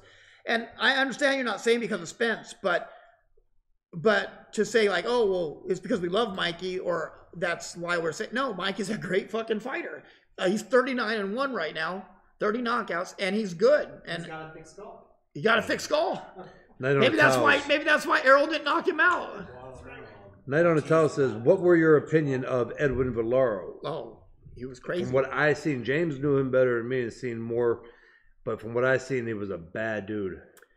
One of my mentors in sport, Rudy Hernandez, was Valero's trainer, and I've watched Valero train. I've watched him spar. I actually seen Valero spar Mikey Garcia. Mikey was only 16 sparring with Edwin Valero. Edwin Valero was one of the hardest punchers I've ever seen in my entire life. Just sparring. There's a video out there, guys, where he sparred Urbano Antillon. And Valero hit him, and like it looked like he tore both Urbano's ACLs out when he hit him with the left hook. Did you ever see that? Yeah, Patrick, I thought he was competitive, unlike most of Loma's fights. Linares and Mikey are both technicians. That's why I compared them. Yeah, I think Mikey's big thing will be because of his size. He's Linares, you know, I honestly thought Loma totally dominated the fight. Maybe one of the early rounds that you could maybe give to Linares. And then obviously the round he dropped him. And other than that, Lomachenko stopped him with a brutal body shot and just picked him apart. James Brose, I'm not hating Mikey. I just think it's a bad. You mean what bad? How would a bad style be? He walks somebody down. He throws good punches, kind of what Salido would do. Other than Mikey's a little cleaner than Salido. Yeah, I think and he's bigger. That would be one of the big reasons in that fight against Loma would be because of his size. And Mikey would be able to walk in and take a lot more of his punches and be able to fire more because of his size advantage in that fight. Exactly, Patrick. But when he would go back to Mexico in between fights and still fight. But he was 78-0, and I looked, and he was fighting guys like that were 0-1 and 0 or 18-63. I was like, you couldn't get away with that nowadays, doing that. I thought he was competitive like most Loma's fights. Linares and Mike, yeah, we already have them. I hate Mike either. I think he's just best off for Loma fight. Lomachenko was definitely winning. That was just his toughest fight since Salido. You know what? I thought Jason Sosa was a tough ass fight. Did you? No, that was a fill day for Loma. No, I'm not talking about what we was doing Lomachenko, but I thought Lomachenko had to work. He was working that night. He was Jason Sosa took everything that he hit him with. I just think he was having fun. And that's true. And he's right. Boxing can never die. Everyone looks like they have a bad style when you see them against Loma. And it's true. Lomachenko's just levels above most people. But there's going to be a lot of people that hate this when I say, but he's by far athletically the best fighter in the sport and probably of all time. He might be. I'm a fanboy of his. He might be. I'm a Loma fanboy. Listen, I'm not wearing a shirt because I'm a diehard Lomachenko ass kisser either. They give them to us. The shirt was given to me, and Lomachenko's fighting tonight. So when I say that, this ain't being biased. Look, Lomachenko is one of them very rare fighters that you're going to see. And I think people need to kind of like understand that. Like, take your biasness and put it to the side and dislike for him, and really watch what he does. Yeah. And you're going to say, well, guess what competition? And again, when Rigondeaux was out there beating everybody and embarrassing them, especially going in and dominating Nonito Donaire the way he did, Right. he was unbelievable. And even before the fight, there was nothing really mentioned about size or anything. And What did he say? Let me look. I was answering a question on here. yeah, but so you have to understand that when I say, What did he say? Where's he at? What did he say? He's up there. Uriah Faber looks like the Oh, Uriah Faber? Looks like the Americanized version of Valero, just in the face though. And he has like, Uriah Faber has balls on his chin, doesn't he? He looks like a set of nuts. Oh yeah, he does. He's a smart dude, though. You're right. Yeah, he is. DCAS. At what point do you think people are going to get tired of subscribing to all these streaming services, whether it's ESPN Plus, DAZN, or things like Netflix, Amazon Prime, Hulu, and now When they Disney? get tired of paying for it. Yeah, but I even like paying it. for it, I mean, like it. you're getting, look at the fights that you're getting on them. I mean, for $20 on DAZN and $7 or $9 for the. Do you realize this fight would have, if this fight would have could have went to pay-per-view and would have still got bought up in England because of Crolla? Mhm. People would have still paid for it. Probably wouldn't have done great here, but look, Kelly, look what you're missing next week. Just rub that one in, huh? John Morgan, 135 max for Loma, you'd think. 140. 140. It's gonna be a good fight. I would like to see Loma and Rodriguez progress. Yeah. Late on the towels. Would that be a Crolla fight? needs, I think he's the best out there. Crolla Regis? needs to do a I Salido think it's good, but I and think make this rough. Rodriguez, you know what? I smell an upset. I smell an upset. Yeah, night on the towels. I think Crolla needs to go out there and fight balls to the wall and just fight like Salido. Although I don't think if you let Salido fight Lomachenko 2 fights after that one, you don't even come close to winning. I think for a 12-round fight in your second pro fight, and he made that a really close fight. Yeah. Again, people they forget that. They keep bringing up the Salido. I think everybody's really missing, and I understand that a lot of guys never had a pro fight, but it's a world of difference going in your second pro fight, fighting 12 rounds. Yes. So Here's what I think too. Ricky was just bringing up about Rodriguez progress. I think it's up. That fight could be an upset. Rygla is fucking amazing. That kid, remember that kid? What did he throw? 100 punches per round, and he can't hurt him. all right, Christian made a good tried to make a good point here. Do you think Loma is fighting guys that should be receiving more criticism for Pedraza, who got sparked by Tank, and now Crolla, who Linares completely dominated? It's not up to Lomachenko. It's not. And secondly, because Lomachenko don't go in there and put away Crolla, it don't mean that he's not as good or he's not as good as these other guys, or that he's not looking as good. Was Pedraza Styles even in make the fight? fights. No, That's what I mean. That's Was what he I'm ever in the saying. fight? I maybe gave Pedraza 1 or 2 rounds. Loma got hit. What was the count on that? Like 11, 11? 11 punches? What are people seeing? 11%. Like, that's still horrible. Yeah, and you know what? I do. But Ricky brought up that Rygla and Pro Grace fight. I think the stars are aligned for an upset, man. That Rygla kid is a monster. Yeah. Wow. And see, that's one thing that we're talking about, this Crawford and Amir Khan. Everybody that I've spoken to, and they've all said Amir Khan is one of the hardest punchers they've ever faced. How many times have we heard that, Kelly? Yeah. I think it's a tough fight. He's gonna lose confidence once he gets touched. You know it. You think so? You know it. I know it. I think. But he didn't lose confidence against the other guys that were really good. They just caught him. He didn't was lose against winning the Canelo. fight. He's gonna catch it. But Canelo, you would lose confidence against Canelo. He was whooping Canelo's ass until he got caught. Unless this could be a one-punch knockout, but even late in the fight, No, it's hard. I agree. I think Crawford's going to win the fight, but I think Amir Khan's going to give Crawford a much better fight than people think. It's gonna be a good fight. I think if Crawford somehow don't touch him, that it'll show on the scorecards. I agree, James Burrell. He goes, all Loma needed to do to beat Salido was to throw low blows back at him since the referee wasn't working. Could have, but that also. I've been trying that for years, guys. Have you tried this, Kelly? Yeah, It's not fucking easy, man. It is pretty, dude. I've tried it. It's hard. No, you may get lucky and see me by the time I'm 90. He did that. He did that at 10 Goose. He's got skills. No, I just think so. I think I got Crawford winning. I just think that I just think that Amir Khan can surprise a lot of people if he can take this to the distance and outbox. Because no one's ever outboxed Amir Khan. He's been knocked out, but he's never been outboxed by anybody. I agree, Patrick. And Kevin's right. Khan doesn't lose confidence. He loses concentration. And that's true. Amir Khan, somewhere in the middle of the fight, starts thinking about his grocery list. Do you know what I mean? Yeah. His porn video on the market. He has a little porn video. He's thinking about all that shit. He gets hit. You know, I'm like, hey, what do I want for dinner tonight? And then he fucking wakes up in the dressing room. I mean, come on. Gosh, yeah, I left the window open and the AC's on. Yeah, and Patrick's right. Pedrosa won a belt and Crolla was mandatory. You know, and again, when I said that I moved Loma back in the rankings, it's just because it's not anything that he did wrong fighting wise. It's what the other fighters have done right. Well, it's not. This comes down to the management, the weight class that he's in. Yeah.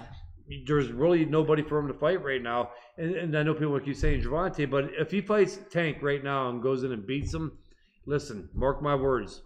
Well, Tank wasn't ready yet. Tank was overhyped. Tank's only 28-0. Yeah, Tank he never proved himself from the get-go. Right. You know, he wasn't good enough. And I swear to God, if Loma would fight Tank Davis and beat him like that, that would be the whole thing. Tank is this guy right now, and he's this big threat. But Lomachenko fought somebody who didn't prove themselves and wasn't ready yet, and that's what. You notice though, you hear people say that about Tank, who's like 28-0, right, or whatever. But you hear people say Teofimo needs to go up and beat Lomachenko's ass. Whoa, Teofimo's 11-0. Yeah. I mean, skills-wise, he may be able to compete, but he's not ready for that. So yet. no win. But hey, it's the same thing. They people, boxing fans for the most part, all of us, media people, boxing fans, they have the shortest fucking memories in the world. They like, oh, Teofimo looked amazing. Oh, he looked amazing against a guy he was supposed to look amazing with. He is not ready for Lomachenko, and he's not ready for Gervonta Davis. He needs time. It's like saying the same with Ryan. Oh yeah, Kevin Kennedy goes, Tank was exposed against Loma, bro. Right? Ryan Garcia is another one. They have him fighting world title. He does not need to fight world title. I love Virgil Ortiz. Ryan Garcia? 22, 23 fights. No, he doesn't. He's 17 fights. Oh, I thought he had 20. No, he's 17-0. He's 17. Right. Virgil Ortiz Jr. is another one. He's a great fighter, but is he ready for that upper echelon? No, not yet. He needs time. And I mean, and they're not like far away from it. Don't get us wrong. I'm not saying like another 3 years. No, a I'm year. saying another, Another 2 fights? big fights. And But did you see Virgil Ortiz is fighting Mauricio Herrera? That's a huge fight. And after a fight like that, if he goes in and does well, that's a great experience, learning experience. Then I can say, you know what? Yeah, I think he could go fight for a world title now, because that guy's got a lot of experience. And if he goes in and handles him or gets to rounds, if he gets 10 rounds in there with him, that's a big step for him. Pittsburgh. I didn't know Nebraska had a ghetto. Fuck, Omaha can get. There's a ghetto in Omaha, man. Omaha had steaks. Yeah, they do, but they have a ghetto in Omaha. Everyone knows Loma is the best in the world. Anyways, the pound for pound list can switch up. However, it wasn't, but we all know Loma is the best. Well, you know the thing is with the pound for pound list, Kelly. I don't know if you agree or what, but the pound for pound list is so close right now. Any fight can change that list. It's not like when Roy Jones or Andre Ward was in it and they were so far ahead of everybody else. Yeah. Just between 1 and 2 was a mile. But now one fight can change that pound for pound list from 5 to 1. They can. And unfortunately, it's not going to change it tonight for Lomachenko. Yeah. You know, he's going to stay back. I mean, I do. I think he's probably one of the best fighters in boxing. Yeah, I think he is the best fighter in boxing. But I still think Crawford is. But I understand what you're saying. No, I'm saying as far as talent. Yeah. But again, that's why I got to put Crawford ahead of him, because Crawford's, his skill level is right there. But he's been fighting a little better, and what he accomplished being undisputed. See, again, that for me right there, becoming undisputed champion is that's pretty big, because not a lot of people do that. Yeah. Christian Maver said, you missed what I was pointing out. Wasn't questioning his performance against Ross. Simply pointing out he took a fight against a guy that got demolished by a 130-pounder. Bob Arum strikes again. No, Pedrosa won a title, Christian, since then. And Lomachenko wanted that title, and that's what happens. He's going to fight a champion. Whether he got beat by Tank is one thing, but he won a title since then. And that's how that works. He wanted that title. And then, and now we know tonight that's his mandatory. And they're just following the ranking systems on this. James Burrell made a good point. And could be right on that too. I think Tifimo knows this early in selling the fight. Yeah. As long as he is calling out everyone, not just clout chasing Loma, I like it. Oh yeah, and that's a good possibility too. Who is Crawford's best win? He's had plenty of them. He fought Gamboa in his prime. And Gamboa was the next biggest thing. He's fought Ray Beltran. He's fought some good fucking fighters, man. Okay, Patrick goes, I wouldn't move Loma, Crawford, or Canelo after their next fights. I would probably move Canelo after going Danny against Jacobs. Danny Jacobs, the only guy left at middleweight, a big middleweight. Danny Jacobs is by most the best middleweight in the world. So. If Crawford wins, he shouldn't get punished, so I don't think he really moves anywhere. You should, but he definitely ain't moving back. I don't know. I want to go ahead and go to Crawford's last 10 fights and tell me those guys weren't good. I mean, they might not be the greatest, but look at the other fighters. Other than Canelo, Crawford's had the best resume in the last 10 fights of any of these fighters. Mm-hmm. Other than Canelo, look. Jessica says, do you consider Crawford better than Canelo? No. Well, say no, he's your number one. Let me tell you why. No, I'm telling you why. Canelo lost to Triple G, so that keeps him from the number one spot, right? Okay, Crawford hasn't lost. Canelo, skills-wise, is better, but that loss will move you down that pound-for-pound list. See, I think, if anything, Canelo with the win over Triple G does more, but I think what about Crawford, I think Crawford has better skills. What about the loss to Triple G and the blowout by Mayweather? That doesn't keep him in the number one spot. Controversial Laura and Trout. Yeah. So skill-wise, Canelo's the best, better than Crawford. But according to the record, no. I don't think skill-wise he's better. You don't think he's better than Crawford? Canelo? No, he does. I mean, because skill-wise, he got picked apart against Floyd Mayweather. Picked apart. Yes, but look what he's done since. Look at the differences he's made. Leaps and bounds, man. 23 years old. He did get beat by Triple G in the first fight. And he came back. Hands down, lost that fight. Yeah. How many years ago was the Mayweather? Wait a minute. Boxing says Canelo lost to Gennady twice. No, he lost once. The second fight, Canelo won that 116-112, man. Christian, your boy Tank been fighting 126-pounders, moving up in weight after a loss and a long layoff. But you question Loma fighting Pedraza. Ooh. Yeah. That was a good comeback, DCAS. One for DCAS on that one. He said, let's keep it real. No, let's keep it real. Canelo won the second fight. I thought so. How did you see that fight? Canelo and Golovkin. Noel says Canelo lost to Mayweather. He did not lose to Triple G.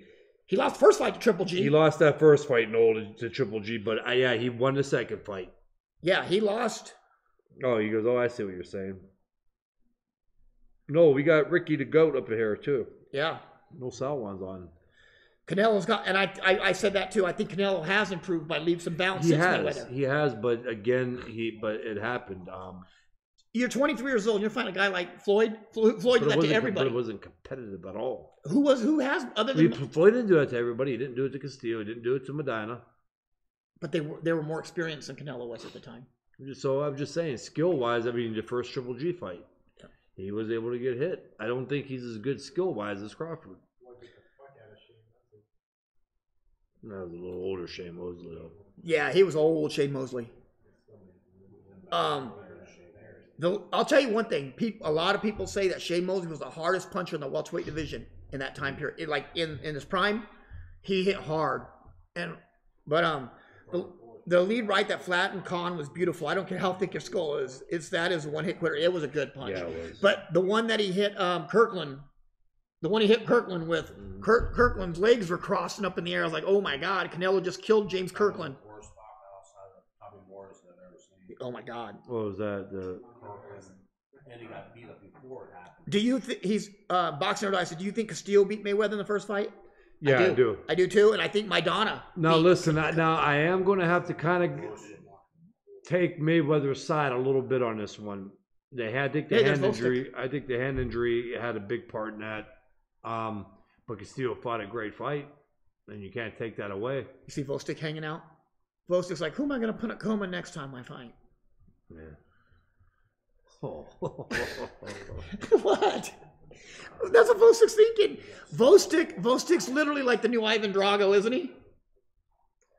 And I do too. And I think Maidana beat Mayweather the first fight. Yeah, I do think that. And there was no, I don't think there was an excuse I could give Mayweather on that one. I gotta go. I'll be right back. I gotta go talk to a man about a horse. The potty break. Keep going, Kelly. I'll be right back. Patrick, Canelo versus Kirkland should have been held in the Coliseum. Yep, same in Maidana too. Yeah, I think the first fight with Castillo, I thought Castillo won it, but I think there was definitely some hand injuries involved in that one. But the Maidana fight, man, I don't know. That was a good one. That was a close. But it shows you how Mayweather could adapt too. This fight late as fuck. Yes, it is. Yes, it is.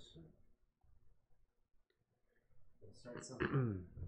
There he is. Yeah, I know. I see that. I tell you what, man, he's in shape. Yeah, but this is a fight. This is a fight right here that, unfortunately, like I said, this ain't going to do anything for Lomachenko's legacy, nor his pound-for-pound ranking. I don't think it's going to happen. Boxing commit. Mayweather broke his hand in round 7 against Castillo in the first fight. Okay, well then, you actually made it look a little worse for Mayweather because that fight was close before the first 7 rounds. So, the 7 rounds is already halfway past the fight. Yeah, I'm East Coast. This is way too late. Yeah, it is. All right, I'm back, guys. I just had to take a minute here.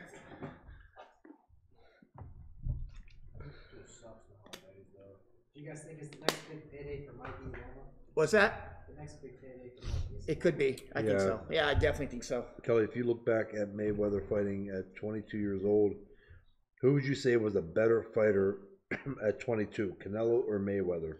She's asking some damn good questions. She sure is. Fuck. I'm going to have to go ahead and say at 22, Mayweather, because he didn't lose. At 22, he was already beating Diego Corrales and Augustus, and he was beating some quality, Jesus Chavez. He was beating some quality dudes at 22 years old. And like beating them up. Genaro Hernandez? Genaro Hernandez, yeah.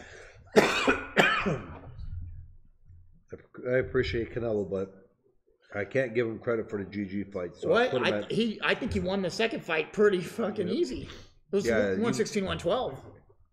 The second fight. The first fight, I gave him only 3. I gave him the first 3 rounds, and I gave Triple G the rest of the fight. On the first fight, I gave him 4 rounds. Canelo 4 rounds. I gave Triple G the rest. The second fight, I had it 115, 113 for Canelo on the second fight. Yeah, I had Canelo. What did I have? 115 and 113? Well, I think we had the same score on that. Yeah. Then I'll tell us, what was the promotion of this fight in the USA? Pretty low key here in the UK. Pretty low key here. It's pretty low key. It's weird. Top Rank is a great promotional company, but I think they don't promote a lot of their fighters the way that. Hard on the app sources, but that's it. You don't see it. Television commercials saying. Right. Did you see? Well, look at like last month. Remember Mikey and Spence Fox went straight out the gate and promoted the shit out of that, didn't they? Yeah, it did. Yeah. Every channel. But it's a different approach line. But the other reason I even You can talk loud on this. You can talk loud. Yeah. Remember back in the 80s and 90s. You can talk. Talk loud so people can hear you. Back in the 80s and 90s, you'd be watching a fucking soap opera. And it would come on. And you would see the fight. Yeah, it'd be like Orlando Canizales versus Paul Gonzalez. Yeah, I remember that shit. Jessica, I don't know what your question is on. Mayweather was phenomenal lightweight. He doesn't get enough credit for his size. He walks around at 147 and fought guys that walk around 160. Patrick, I think Mayweather gets credit, at least for my part of it. I got him probably. I do too. Unfortunately, I got Sugar Ray Leonard, in my opinion, number 1. I got Floyd number 1 of all time. Yeah, and then right there I got Floyd number 2. And if somebody like James, if he got Floyd number 1, there is not an argument for me. I could not look at James and say, you are crazy for having Floyd number 1, because I could see where James gets that at. Yeah, and I would have Sugar Ray Leonard number 2. Look, that looked like Paul Spadafore. What's he doing on there? What, didn't it? Mayweather was phenomenal. Okay, Simon goes, how much does it affect boxing's popularity the fact that these fights are coming on after midnight on the East Coast, or do sports fans on the East Coast just get used to it? It's the weekend. Yeah, they get used to it too. Oh, James said, Kelly, Pap, and James, where did you guys grow up? The Yo, or where'd you grow up, Kelly? I grew up in the Yo. I grew up in Oxnard, California, James. Joe Gutierrez. Yeah, we definitely think Mikey could compete with Lomachenko. Yes. I hope these fight companions become a new thing. I'll tune in. Yes, I think they are going to be pretty. Thanks, Pete. I think we're going to do these fight companions a little more often. This was our first one. We actually got the idea from Joe Rogan when Kelly went on Joe Rogan's show. He told Kelly to try it, and we've been talking about it for what, 3 months now, 2 months. Yeah. And Kelly went out and got the stuff we needed. But I don't know, Uncle Sham. Khan hasn't held a title bout in years, inactive and knocked out multiple times on fights that he was winning against very good boxers. So I don't understand that. He got knocked out. He's relevant because he still has skills. Yeah, he has the skills. I mean, James said we're in the Yo. Where'd you grow up on? In the South Side. South Side, Youngstown. And I grew up in Los Angeles and also Oxnard, and I just moved to the Yo. How long have I been here now? About 2 years. About 2 years. 2 years in the Yo myself, and I love it here. I do. But I don't live in the Yo, do I? You're Suburbs. You're definitely close Austin enough. town. And you did live in the Yo. I You did. lived I on lived the South South Side. Side for about 8 months. Until the first drive-by shooting. Mm-hmm. And then, yeah, you're in Austin town. You ain't far at all. No, I'm on the border, right? Yeah, you're like not even a half a mile from the border. Yeah.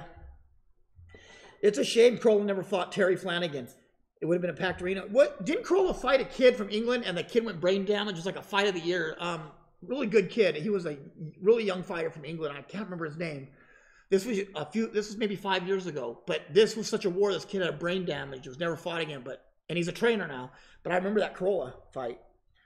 James said, I grew up the hill from the sheet and tube. Used to play in the rail yard. Do you know what that's at? Oh, yeah, I do. Yeah? What part of that Youngstown is that? Sheet and tube. That I don't remember. Man, I was in Canton today. Shit is pretty dangerous there. Oh, I'm sure. I'm sure. You know what was funny? Growing up in L.A. Where was the sheet and tube, Rick? The sheet and tube? That was in the middle. Wasn't that like almost like between all the sides of towns? Or was that north side? The sheet Gerard. and tube? What part of Youngstown is that? That would have been south side. Close to the east side. Probably close to the east side. You know what's funny though? When I first came here, Wilson Avenue. When I first came here from California, everybody would talk about Youngstown being ghetto because I was familiar with Columbus, you know what I mean, but not Youngstown. I'd never been here before till then, but they're like, yeah, it's nothing like California. You'll be fine. I got here where my eyes fucking opened. I was like, Jesus Christ, Oxnard ain't got shit on this place. Look, Youngstown, unfortunately, years ago, especially in the mid-'90s, ranked ahead of Compton. Yeah. The year Michael graduated, like 93, 94? He said it's Youngstown, Poland Road, and Walton by Struthers. Yeah, well, you got to understand, them steel mills are so big. They ran, and you got Struthers, which ran into Lowville, which a lot of steel mills ran into, and Camel on the east side of Youngstown. Yeah. Sheet and tube. Yeah, Kevin, I think Crolla is Italian descent. There was a lot of sheet and tubes, but where he's saying, I'm thinking a lot of it was on the east side, which ran through like the Camel, Struthers, and the Youngstown Poland Road runs in there. But there was no steel mills off the Youngstown Poland Road. Youngstown Poland Road is no. But going back down along that. Until you get down. That road that turns into. Probably the Powers Way. Yeah, it goes all the way to Yeah. And Powers Way kind of branched off off of Youngstown Poland Road. And went down to Poland and Wilson Avenue. Neither title says Khan gets way too much criticism. The guy's fought some tough guys, had a good career. He has a great resume. Amir Khan's fought a lot of good fighters. He has a great resume. Loma's entrance sucks. We cannot hear it. Yeah, we don't have the volume up, but Loma, yeah, we've heard the entrance before. I don't think Loma gives a fuck. We're trying to watch just like you guys are supposed to be watching with no sound. So the chick fight might be the best fight this weekend. Shield is strong with hammer, skills, and height. Ooh, Christian Mayweather, Mikey versus Regis. I already said that. Regis at 140. I don't know. That's a toss-up fight. Ooh. But like I said, Regis has his work cut out for him with Reichla coming up. That's not an easy fight. What do you think on that? That Regis and Reichler coming up. You remember the Russian kid that threw all those punches? Yeah. What do you think? Regis. I'll tell you what, it'll be fun to watch, though, I think. What do you think? Yeah. Did you say it's on Showtime? Okay, yeah. James Burrell went to Ricky. My brother Ricky graduated from Wilson. My brother Michael did. I went to Jackson. Okay, I went to Taft. And then you went to Adams. I did not. I ended up going to Lowville. I ended up getting out of the Youngstown schools. But my brothers graduated from Wilson. And Taft Elementary was tougher than Jackson Elementary. Win or lose next week. Do you think we will ever see Conn versus Brook? I hope not. I really do. I think I don't like to use the word damage very much, but I think Kell Brook's a damaged guy. Yeah. I don't want to see that. Unfortunately. But it might be enough for him and Conn to sell out Wembley one last time. You know what I mean? Mm-hmm. Did you guys see the Ray Mancini documentary, The Good Son? I highly recommend it. No, I saw them peddling that for a while. Is that the right word? Peddling it? Yeah, that's how he made his career. They should have the episode. His episode. You know what they should have? The Good Son, and then hyphenated, but a shitty commentator. No, it's a good documentary, though. Did I say something wrong? That's my opinion. It's a good documentary. I've seen It it. is. It's sad when he's looking out the window crying. Yeah, I love that part. The Good Son. Yeah. It was a good movie. I thought it was. It was good when he's looking. I love the part when he looked out the window and cried. I was like, oh, he killed a Korean dude that was halfway dead when he fucking got here. Yeah, a fight should never happen. Ooh, Jessica's killing me over here. And I think that's why a lot of them guys that the referee ended up committing suicide. It makes me really mad though, because I think they knew he was half dead. You know what I mean? He was. Yeah. He was injured in his last fight. On his hotel room, he knew. Yeah, on his light. Yeah, lamppost or lamp. I said lamp. But that's a common thing because Jimmy Garcia, when he fought Gabriel, do you remember that? Jimmy Garcia had a bleed on his brain from Genaro Hernandez on the fight. Remember before. Rudy was telling us about that. Yeah, Jimmy Garcia had a bleed on his brain, and then he went and fought Gabriel, who at the time might have been one of the hardest punches in the 130-pound division in '95. And Jimmy Garcia died in the ring that night. Mancini is the reason we don't have 15-round fights anymore. Yeah, but you know what, Uncle Shan? That there was actually a handful of 15-round fights after that. Now they do say that, man, that was the reason why. Last 15-round title fight. Wasn't it? Last 15-round title fight. Well, there was 15. No, there was a couple more 15-round. Hey, who was the best boxer turned actor? Cobb. But read the second part of the question. Mancini not on the list. What? The second part. What do you say? Read the second part of it. I can't see it. I don't see it. Oh, it's who's the best boxer turned actor? And the question mark that says Ray Mancini is not on the list. I think Tex Cobb was a great actor. Yeah. Remember Raising Arizona? Raising Arizona was Mickey Rourke. Tony Danza? Oh, Tony Danza! Mickey Rourke. Yeah, but Danza was a good boxer too. Tommy Morrison did a good job. You know Bell. Yeah. Tommy Morrison. Hey, quit ringing that bell. All right. And how do you guys feel about the Albuquerque legend Johnny Tapia? I love Johnny Tapia. I got to meet him in Albuquerque when I was a kid. Big fan of his and Danny Romero. I liked them both. I have family from Albuquerque, so and my dad is from that area, New Mexico. So my heart's always with them guys. And I love Johnny Tapia. I was sad when we lost him. You met Johnny too, didn't you? Yeah, Johnny was a good guy.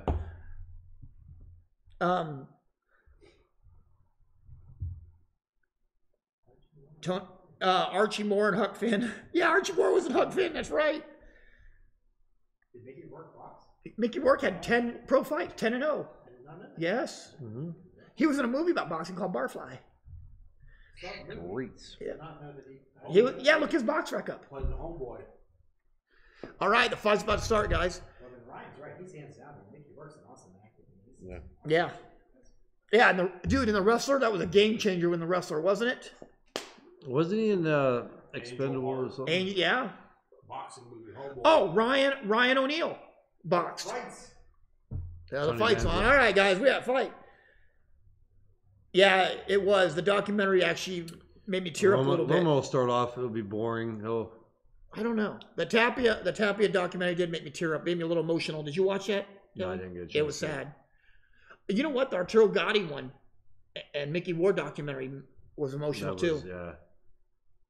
Them guys share a lot together. Well, not just that, but you were friends with Arturo. You know what I mean? Mm-hmm.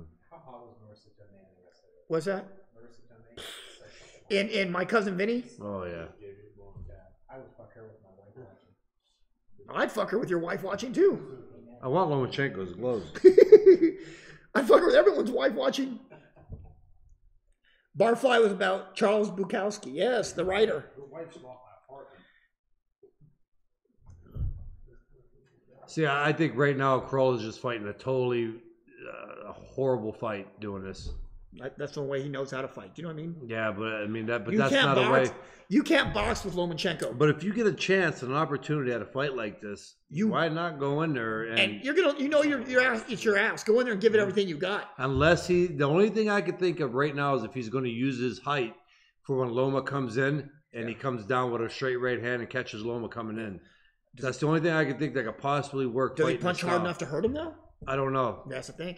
But if he catches him right on the chin, you see what I'm saying? Like when he's back like that, now you see how far Loma is? Yeah. If he could fire a right hand from that angle him, or a left hook.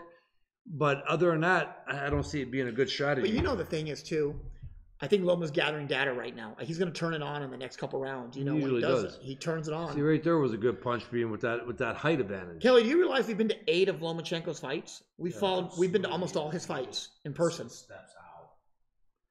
He has billionaire on the back of his trunks. You see that? Yeah, it's I probably doubt the company. that. I doubt it's not him. I know, I'm joking. It's the Russian mob who backs him. It's the Russian mob who sponsors Lomachenko that are the billionaires. Hey, you know who sponsors him? The dude, you watch Billions? Yeah. Remember the Russian dude they just kicked out of the country? That's what he said.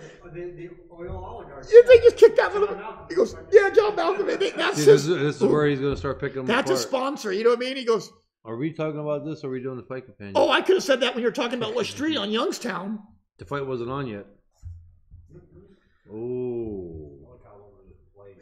Look at it. He's already swelling Crolla up. Yeah, he's picking them apart.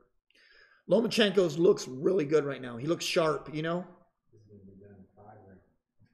Yeah, it is.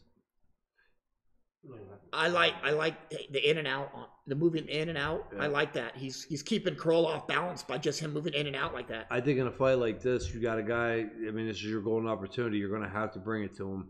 Yes. And again, you're going to have to fire that straight right hand. Yes, Patrick, we were at the Loma Sosa fight in Ox Hill, Maryland, wasn't it? Oxon Hill, Maryland is where that fight was at. We went to that. Remember that? Sosa and was that the Sosa fight? DC. Remember? Old Alexander or Alexandria? Yeah, we went to Old Alexandria. Yeah, we went to Oxon Hill, Maryland. Remember that? I don't think that was Sosa. Yes, it was. Sosa was in Madison. No, it was Sosa. Okay. It was Sosa. That was the first one we went to. Remember we went shopping in DC at the mall. Remember that? Yeah. Yeah. Billionaire Clothing. Yep. We've been to so many of his fights already, we can't keep track. Madison Square Garden was Rigondeaux and him.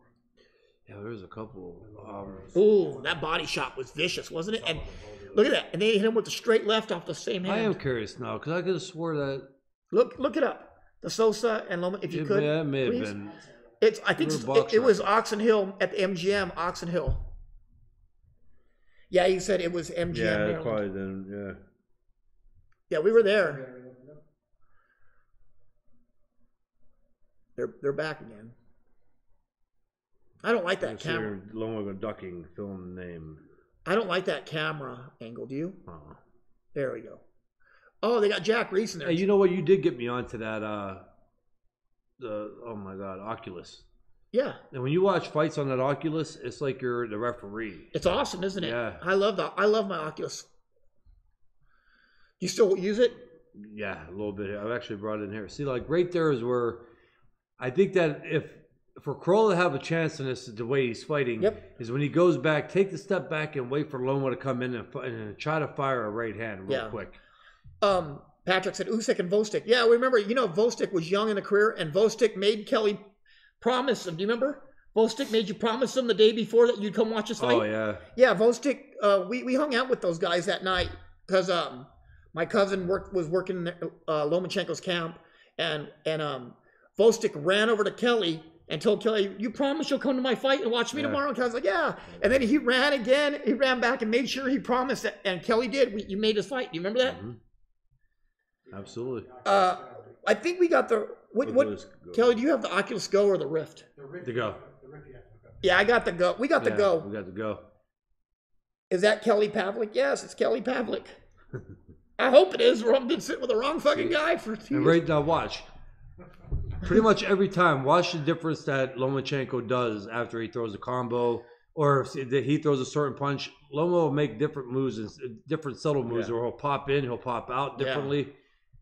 I like the way he cuts the ring off. You see how subtle the movements are on Lomachenko, the way he cuts that ring off? It was a nice little body shot, though. Yeah. And what I'm telling you, he needs to fire punches from different angles on Lomachenko. He's breaking Loma's. Look at Kroll's face getting broke down already. Mm-hmm. But going back after you miss a punch is not going to help you in this fight. Crolla needs to make this a dirty fight. Just get on top of him and just push him around because he's a bigger man. Might as well. This ain't working, so you might as well figure something out. Yeah, and I like this Lomachenko is a little more aggressive, don't you? Mm-hmm. And Lomachenko is an aggressive fighter too. Oh my God, he wants to go home early tonight. Yeah. What I'm saying, he's an aggressive fighter too. So going back against Lomachenko is not going to help you. I don't know. Those British guys are pretty hard headed. Those trainers just don't throw the towel in. They're like, "You got another round." Well, you know what the thing is. Everybody has a plan for Lomachenko. When they get in there, their plan goes to shit. It's not what they think, is it? It's not. They think and fighting that style right there is not going to help. You don't know what to do. No, but they all have this plan in their head, like this is what they're going to do when they get in there. It's more than they can handle.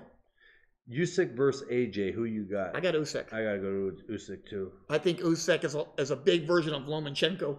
Mm-hmm. You think AJ beats Usyk? Boxing can never die. Usyk makes Broner look. Yeah, he was. 6'4", 245. He's 6'4", 245, dude. He's not going to beat AJ. Why? I just don't. I think he just gets overwhelmed. You mean AJ makes Broner look active with punches? Yeah. And gets tired when he does throw more than 4 punches around. Maybe, I don't know. Dude, Usyk's a big man. He's not little. Big. If Chris Bird and fucking Evander Holyfield and people were to say, well, guys today average 6. No. Listen, Usyk is big. He's fucking 2 inches taller than me. You don't need to be. Ask his Hey, take a pressure at 12 rounds. What are you talking about? He throws that big. Heavyweights get tired after 6 rounds. You're saying he's not a huge 80 punches around? You know what I mean? Hey, ask Tony Bellew if he punches hard. You put him through the ropes. Kelly, does Tank have the style to beat Loma? I don't think so, Ryan. I truly don't. The smartest thing for Tank to do is give. Can you look at the difference? Will your he landed 5 punches, dude. Your charger reach over here? I think. You know what I like? I like Loma. I like that double and triple jab. You know what I mean? Yeah. I think Loma's gotten back to basics. What do you think? Yeah, that's good. I think he has gotten back to basics somewhat, you know? Who's that, Loma? Yes. Throwing that triple jab, doubling, working behind the jab, throwing body shots. He's kind of just getting back to just workman. He's being workman-like, you know? He just wants to get it done. He's having fun, too. I think Wilder's a more dangerous fight for for Usyk than Joshua is. I definitely think so. I don't think Joshua hits that hard either for his size. No, I think he's gonna get dropped soon, don't you? Yeah, I mean he has to. Well, the referee's gonna have to start looking. Cause look at this, he's hitting with anything he wants, and he's trying to make him fight. He's hitting with anything got to throw something wild. Hopefully, he makes it to my round 5 because I said knockout in round 5. Hey, you got it. You're pretty fucking close. Well, it won't be a knockout. It'll probably be a stoppage. Oh, I don't know. It's not looking good though, is it? Jack Reese is one of the best at knowing when to stop a fight too. I think Jack Reese might be the best referee in the business. I mean, hey, Krolla's not the best fighter, and this is what I'm talking about now. He's not the best. Listen, he's not the best fighter. Okay, we know that. But look how he's just getting dominated. He ain't getting knocked out with 1 punch. It's not even a competition. That's what I'm trying to tell people. Like. Another guy, a great champion, will go in there and he'll beat him up and probably stop him in 2 rounds and just wear him down. But it ain't embarrassing like this. Patrick said, "How would you rank Wilder's power? Could be the hardest hitting heavyweight ever." I don't know, man. Ernie Shavers, Lennox Lewis, Tyson. Them cats can punch. I mean, even though he has the best single right hand. He might, yeah. Yeah, I mean, you could definitely put Wilder up there, though. Oh yeah. They could do it late. You could put Wilder up Could there. you imagine if Wilder was 235 or 240? What kind of power that would fall with that right hand? Or maybe it wouldn't. Maybe you wouldn't get to the snap on it too. That leverage. Yeah. Yeah, Jack Reese is starting to keep an eye on it. You see him getting closer and closer. I think somebody's seen it before us because they say good stoppage. So Oh, how did they see it before? It must be delayed. How we do it? he's going to stop it. Yep. That's it. Yeah, No, they standing saw eight it count. like in 15 Yeah. seconds before we I'll saw tell you what. Standing 8 count. No, he didn't stop it. He gave him standing 8 count. He's going to stop it though.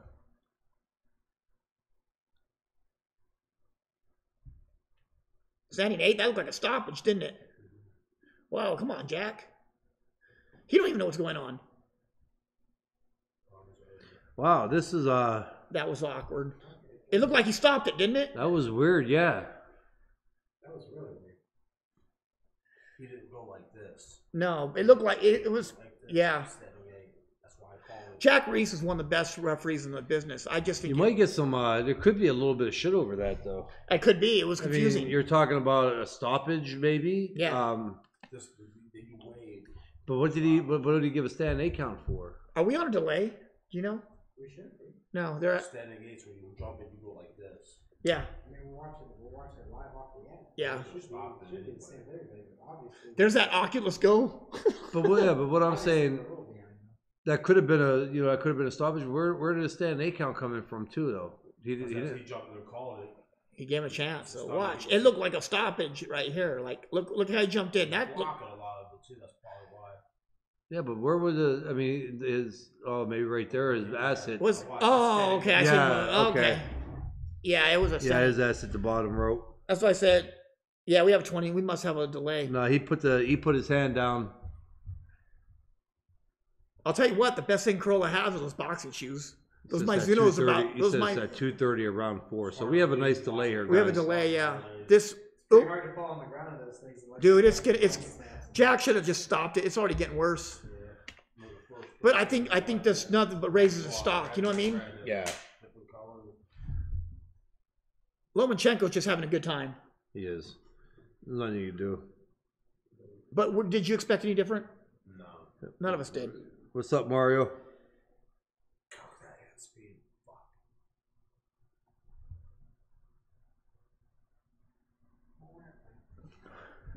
I don't know. It just. Oh, that's it. That's it. Look at that. He ain't getting up. That's Where it. did he hit it? In the jaw, in the Oh chin, shit! face first. Toast. Oh yeah, look at that. That's a great view, isn't it? They're using the whole. What is it? The Oh, whole GoPro. Yeah. Look at. He's like, Jesus Christ! What that fucker hit me with? And he said, "Hi, Mom. What's for dinner?" He goes, What that hit? What did he hit me with? He's like, is the fight over? Oh, thank God. He goes, I made $350,000 tonight, and in British pounds, that's about $180,000. You know, he's on the ground. He's like, fight. Oh, yeah, thank God. That's okay. I'm good. Thank you. Dude, I want to see that punt, that knockout. Dude, Lomachenko came in here pissed off or something, didn't he? Yeah. How many times Loma get hit? 4 times? Maybe. You maybe, got, maybe that's going to 25. be another one. Loma got hit a lot tonight. He was overrated. Yeah, He got- overrated. Got hit a little too much. Crolla was winning most of those rounds, so he got knocked out. Yeah, Daniel, I think he did. I think Loma didn't look that good. I think he got hit too much. Yeah, those rounds were close until Loma caught him with the fucking monster shot. Look at that knockout. That knockout was it was a brutal knockout, man. That punch looked, maybe he caught him on the tip of the snout. It looked like it caught him on the chin. Broke his nose, probably. That's probably went down for more pain. Might have broke that snizzle. Look at Bob going, Bob, I told you. Just don't ride with Kelly Pavlik. He's just so happy.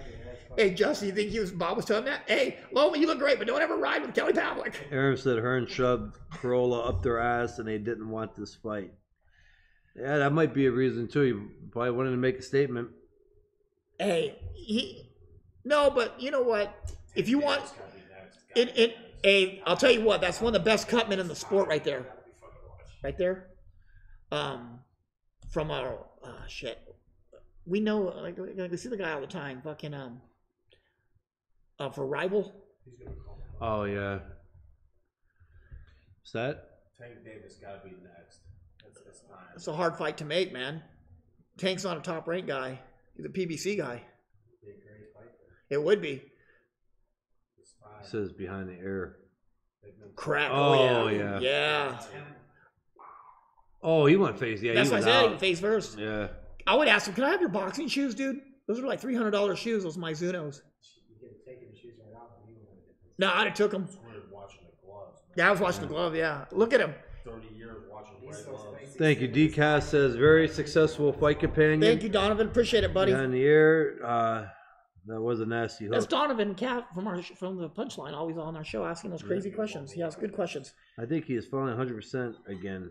I wanted to show it. Night on Tile says, thanks for the show, guys. Anytime, thank you guys. Yeah, thank you guys. Thank you guys for tuning in. And here it is again. I love this. Wow. I had a hooker like that in Germany that was in that position one time. I had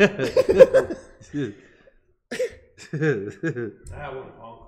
Yeah, I had one in Germany at the red light district in House 5. But if he unifies with Comey next, we won't get the credit still. What, is there things shaped a different way? Is it sideways? Yeah. What? Crippled dog. Well, we're going to wrap it up. I thought that was really good. Thanks, Patrick. Hey, and thank you guys for tuning in. We're going to have more of these. Yep. Tell me, and we like to hear how much you guys liked it. And if you guys want us to keep doing them for certain fights that we're not at, we will keep doing them. I think it was kind of fun. Kevin said, great fight companion, much better than the regular commentary. Thank you, Kevin. We appreciate it. Kevin's one of our good friends, too. So Kevin's being what they call biased. Kevin's one of our buddies. James says, hit the like. Thank you, KP and James. Thank you, James. Thank you for always tuning in on a regular basis and having fun with us, man. We appreciate it. Great fight companion. We'll be doing this instead of live content moving forward. Thank you, Evan. We appreciate it.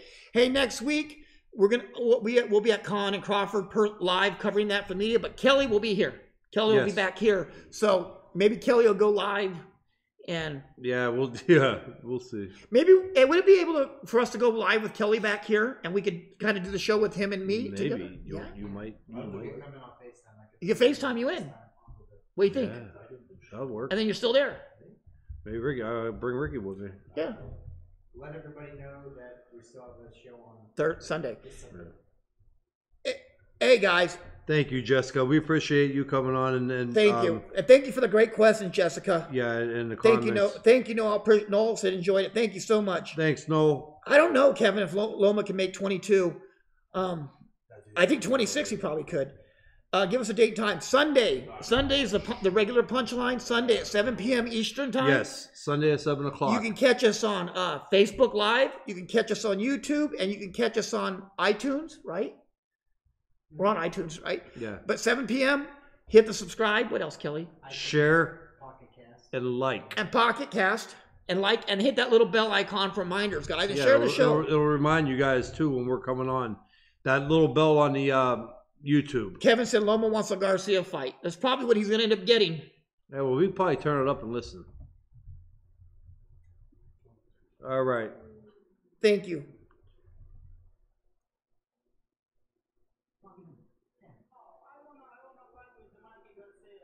Oh. I want to box with Mikey Garcia. Thank you, guys. I want to box with Christina Poncher. We out. Have a good one, guys. Have a good one, guys. Thank you for tuning in.